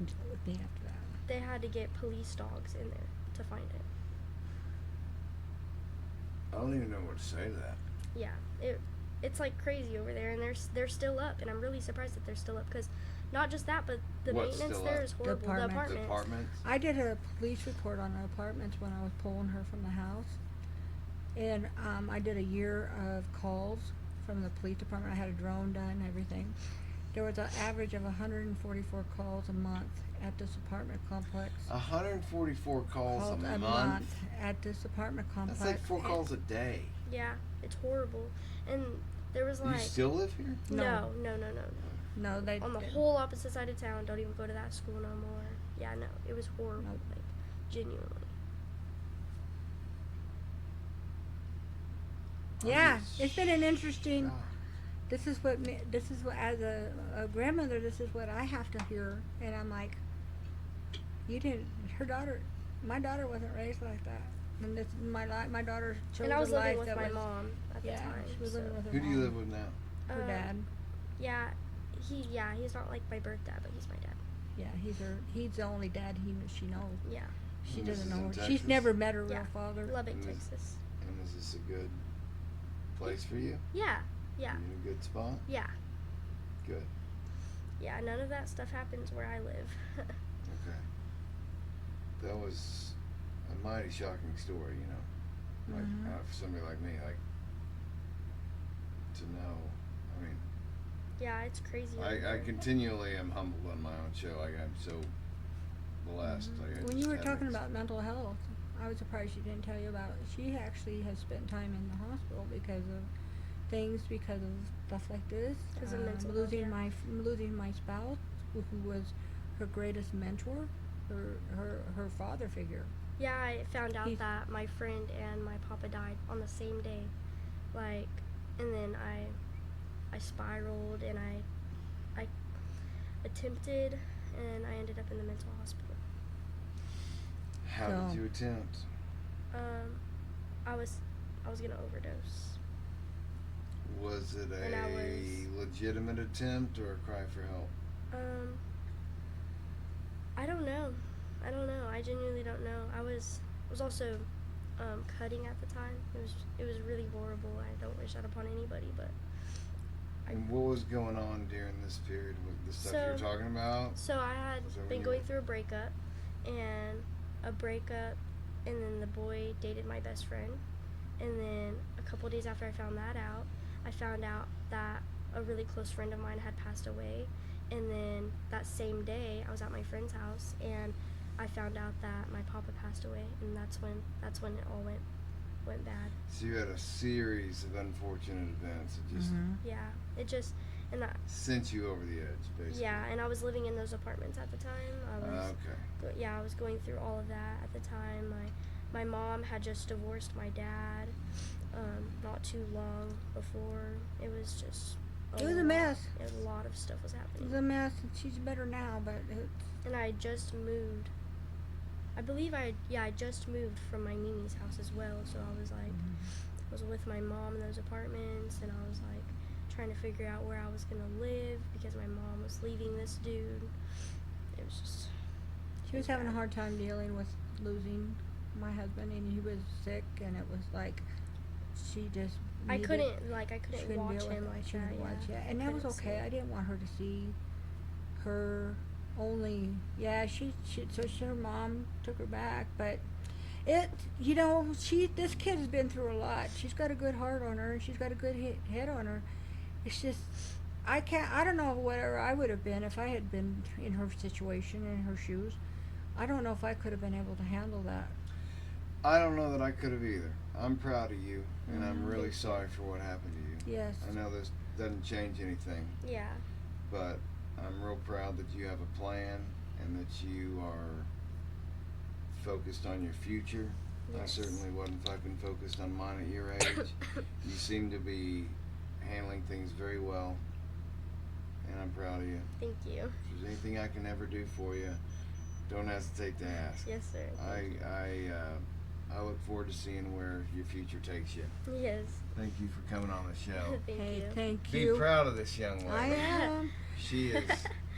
Thank you for coming on, and thank you for coming to Durham Fest. It was a wild day. We had no electricity. I don't know if you heard that story. I did. And when I showed up, you'd just gotten it back, and Yeah, you were just starting to roll, and things were starting to make sound. And yeah. I mean, it wasn't too bad. It didn't rain, thank God. No, thank God. Thank God it didn't rain. And then it was a little hot, but not bad. It was. Yeah, I really appreciated that you came out. That was when I met you. Yeah. It was a good time. I thought it was a good show. Wish the turnout had been a little bigger, but considering the circumstances, you know. Well, you know what? We have next year. We got And year. since I'm in the area, I'll probably be able to help a little bit better. You're How's too that? far. You need to I'm move. not that far. No, I need you to produce my show. Oh, good Lord. You don't need me to produce your show. Do I look like I'm capable of doing that? Yes. Or Okay. her. She's younger. This girl can do She's too anything. far though. My She's- kids got their own shit going on. You know, my oldest one's in robotics all the time. My middle one's in the band, but he don't want to deal with the technical bullshit. My youngest one just wants to dirt bike and fish. I can't get any good help. We need to just start pushing your product out there, and we'll get you under somebody that's You going might need say, to go hey, on TikTok. there you go. I'm telling you. You wanna? I tell you what. You wanna run the Durham TikTok channel? I could run it. I'm serious. I could run it. You wanna run it? I could run it. Yeah, I could do that. I wouldn't doubt it. I'm You dead. think we ought to give her a go I'm at serious. it? You want to know how many likes I have on TikTok? Look. Let's I just mean- pull it up real quick. Let me pull it up real quick. Let's I have- see. 42,004 likes. And then I have 1,522 followers. Not that much for followers, but I'm not like, I don't have a band or anything like that. I just like look pretty. We're just gonna and have to sing. start, Pop. You're just gonna have to start sharing. No. We're gonna to make become a deal. friends with a We're gonna make a Facebook. deal right here. Make a deal. She's gonna be my TikTok presence. There you go. We'll make this. You start a channel for Outlaw Kings, and I will feed you the material we want to put out. Okay. Can we work something out? Yeah. Okay. Send me your number. I'll give you his. Yeah. We'll work Yeah, you something can out. just do that. And if we ever make it big, you get a huge cut. Okay. Okay? Deal. That's all I can say. I'm thinking, I want to say millions. That's my goal. Yeah. Just millions pouring in, you know, Yeah. then you get a couple mil here and there. Yeah. That's what I hope. That's what I Okay. want to happen. Okay. I want to be able to just toss you a mil here and there and just be like, all right, keep doing your thing. Keep doing your thing. That way you can take care of Mimi. Well, yeah, with the mills I'm giving her, she'll take care of it. She I mean, did that's take care how of me. this She's works. she's supposed to take care of me when I'm not able to go.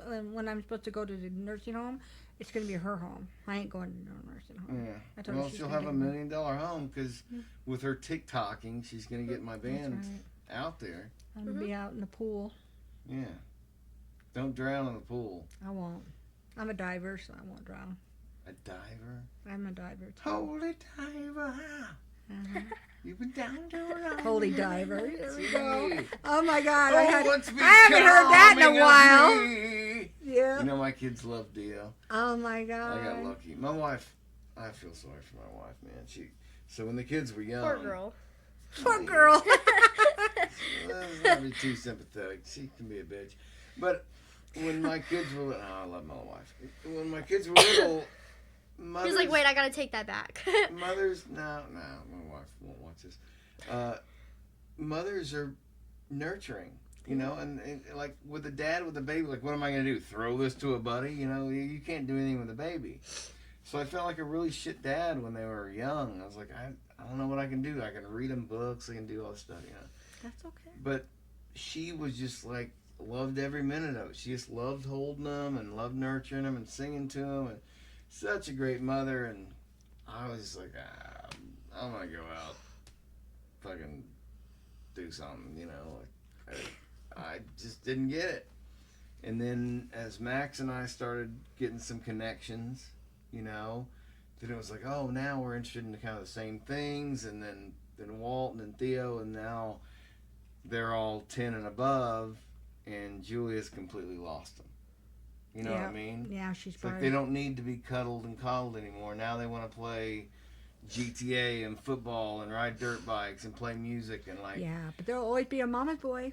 I know, but she wanted a girl so bad, and we just didn't have a girl, and I wish so bad we. But if we'd gone for 4, we'd had 4 boys. You know what I mean? It's kind of that way. But it's kind of like my sister had 3 boys. All 3 of them served our country. All 3 of good them. For them. Bless one them. of them was in special services, I in special respect that. forces. One was in the Army for 33 years. He just retired. The other one was in the Navy. So you know what? I can't say that our family of boys haven't done much. You know, we did a pretty good job. I mean, I'm the only one with a girl, and you know, she turned out to be something. Yeah. Luckily for her, I have her. We all seem to have a good thing going. I do. I mean, she had 5 children, and Yeah. this is the one that I'm connected to. I mean, I love them all, but Good. this one's but the make one. the most of it. This Yeah. one's I think the point I'm trying to make is that, like, I just feel sad that, you know, when you're talking about gender roles and you're a mama, you eventually lose that connection Yeah. to those boys, and that's where she's at now. She has to get into what they're into, you know, like she's got to get into whatever it is. have to give her a fishing pole. You know, yeah. I mean, she's great. I mean, she does do all those things, but they've Because gravitated it's not hair more to and me makeup and cooking and all that. Well, It's my like, wife's not a hair and makeup girl anyway. She's Really? she's a She's a country farm gal. girl. She'd be out there chasing chickens before she put on makeup on. oh, The few times I've seen her in makeup, it's just like, What is that? God, I can't even remember. I have a picture of her chasing chickens, but she was 6. I'm scared of chickens. Scared I'm so of scared of chickens. chickens. It's Uh, so funny. Do you want to go face your fear? No.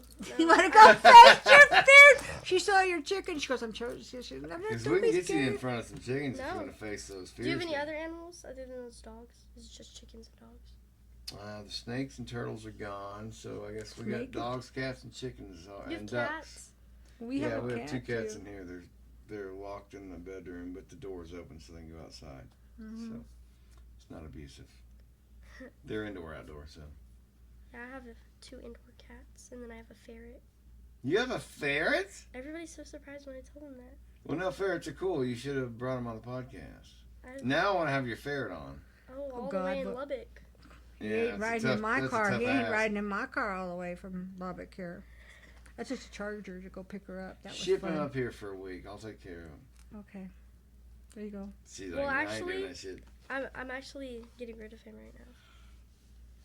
See, if you So, would like- have told me that Why? beforehand, So whenever you, well, I didn't know. Well, I could have you brought don't- him in and given it to Wait, Brad. what? Brad would Why- have taken Hold on, care I of want to it. try and figure out how I get this ferret. What are you getting rid of him for? I just don't have enough time for him. Is he defective? No, You he's want me to actually bring so it back for sweet. you, Brad? I have to take her back. He's so sweet. No, for real. And What? the only reason I'm getting rid of him is because I don't have enough time for him. I have work now and I have a school and like he And needs I'm a lot super of proud of attention. you, by the way, for working and doing school. That's really Yeah. respectable. And he needs a lot of attention because I only got 1 and you're supposed to get 2. Yeah. His name's Mango. He's so sweet and like I love having him. I So love it. But where are you giving him to? I'm selling him for $375, but I'm not. I bought him for $400. $375 for a goddamn rodent? I know! Yeah, I bought him for $400 and then. Yeah, but I want him to go to someone who can like So you've already sold take him? care of him. No, I have him with me still. He's at home right now. What if you give him to me for free and he becomes the guest host of the podcast? If I know that he's gonna be good here, you can have him. I'll pay for him. No, I might pay him $375, but I would take him. You know, Might get to I'll go have. home. Do I have to bring him home with me when I come Yeah, back? you have to. Do you want it? Like for real? I kind of want a ferret. When is she gonna be home? I'll show I'm you. taking I gotta her. talk to my wife. You talk to your wife. I have to. But I'd I'm like- going to Colorado Springs on. I've and- always wanted a ferret. This is him. His name's Mango. Yes, his name's Mango. He's not used to his name yet though, so if you want to How often is he like out and about? He's supposed to be out and about at least 6 hours a day. Can he be out all of the day? Yeah. I mean, Because like, he would be. yeah, it's Right. at least 6 hours. I would Would love he to be have okay him in out. this building? Yeah. Oh yeah. my God, he's You're gonna gonna have so have much to fun in ferret here. proof some stuff though, because I feel like the only real thing. How old I mean, is like, he? he doesn't get into stuff. That's the thing. He's I have no clue. Did you get him descended? Yeah, he's descented, so You he don't have to can't. worry about he can't that. spray like they spray like skunks and they stink really bad. I but think our don't. listeners are probably tuning out right now. I'm gonna turn this off and we're gonna talk ferret. Okay. Ferret Your distribution. dog there is just so cute. The way his eyes are like rolled back in the back of his head.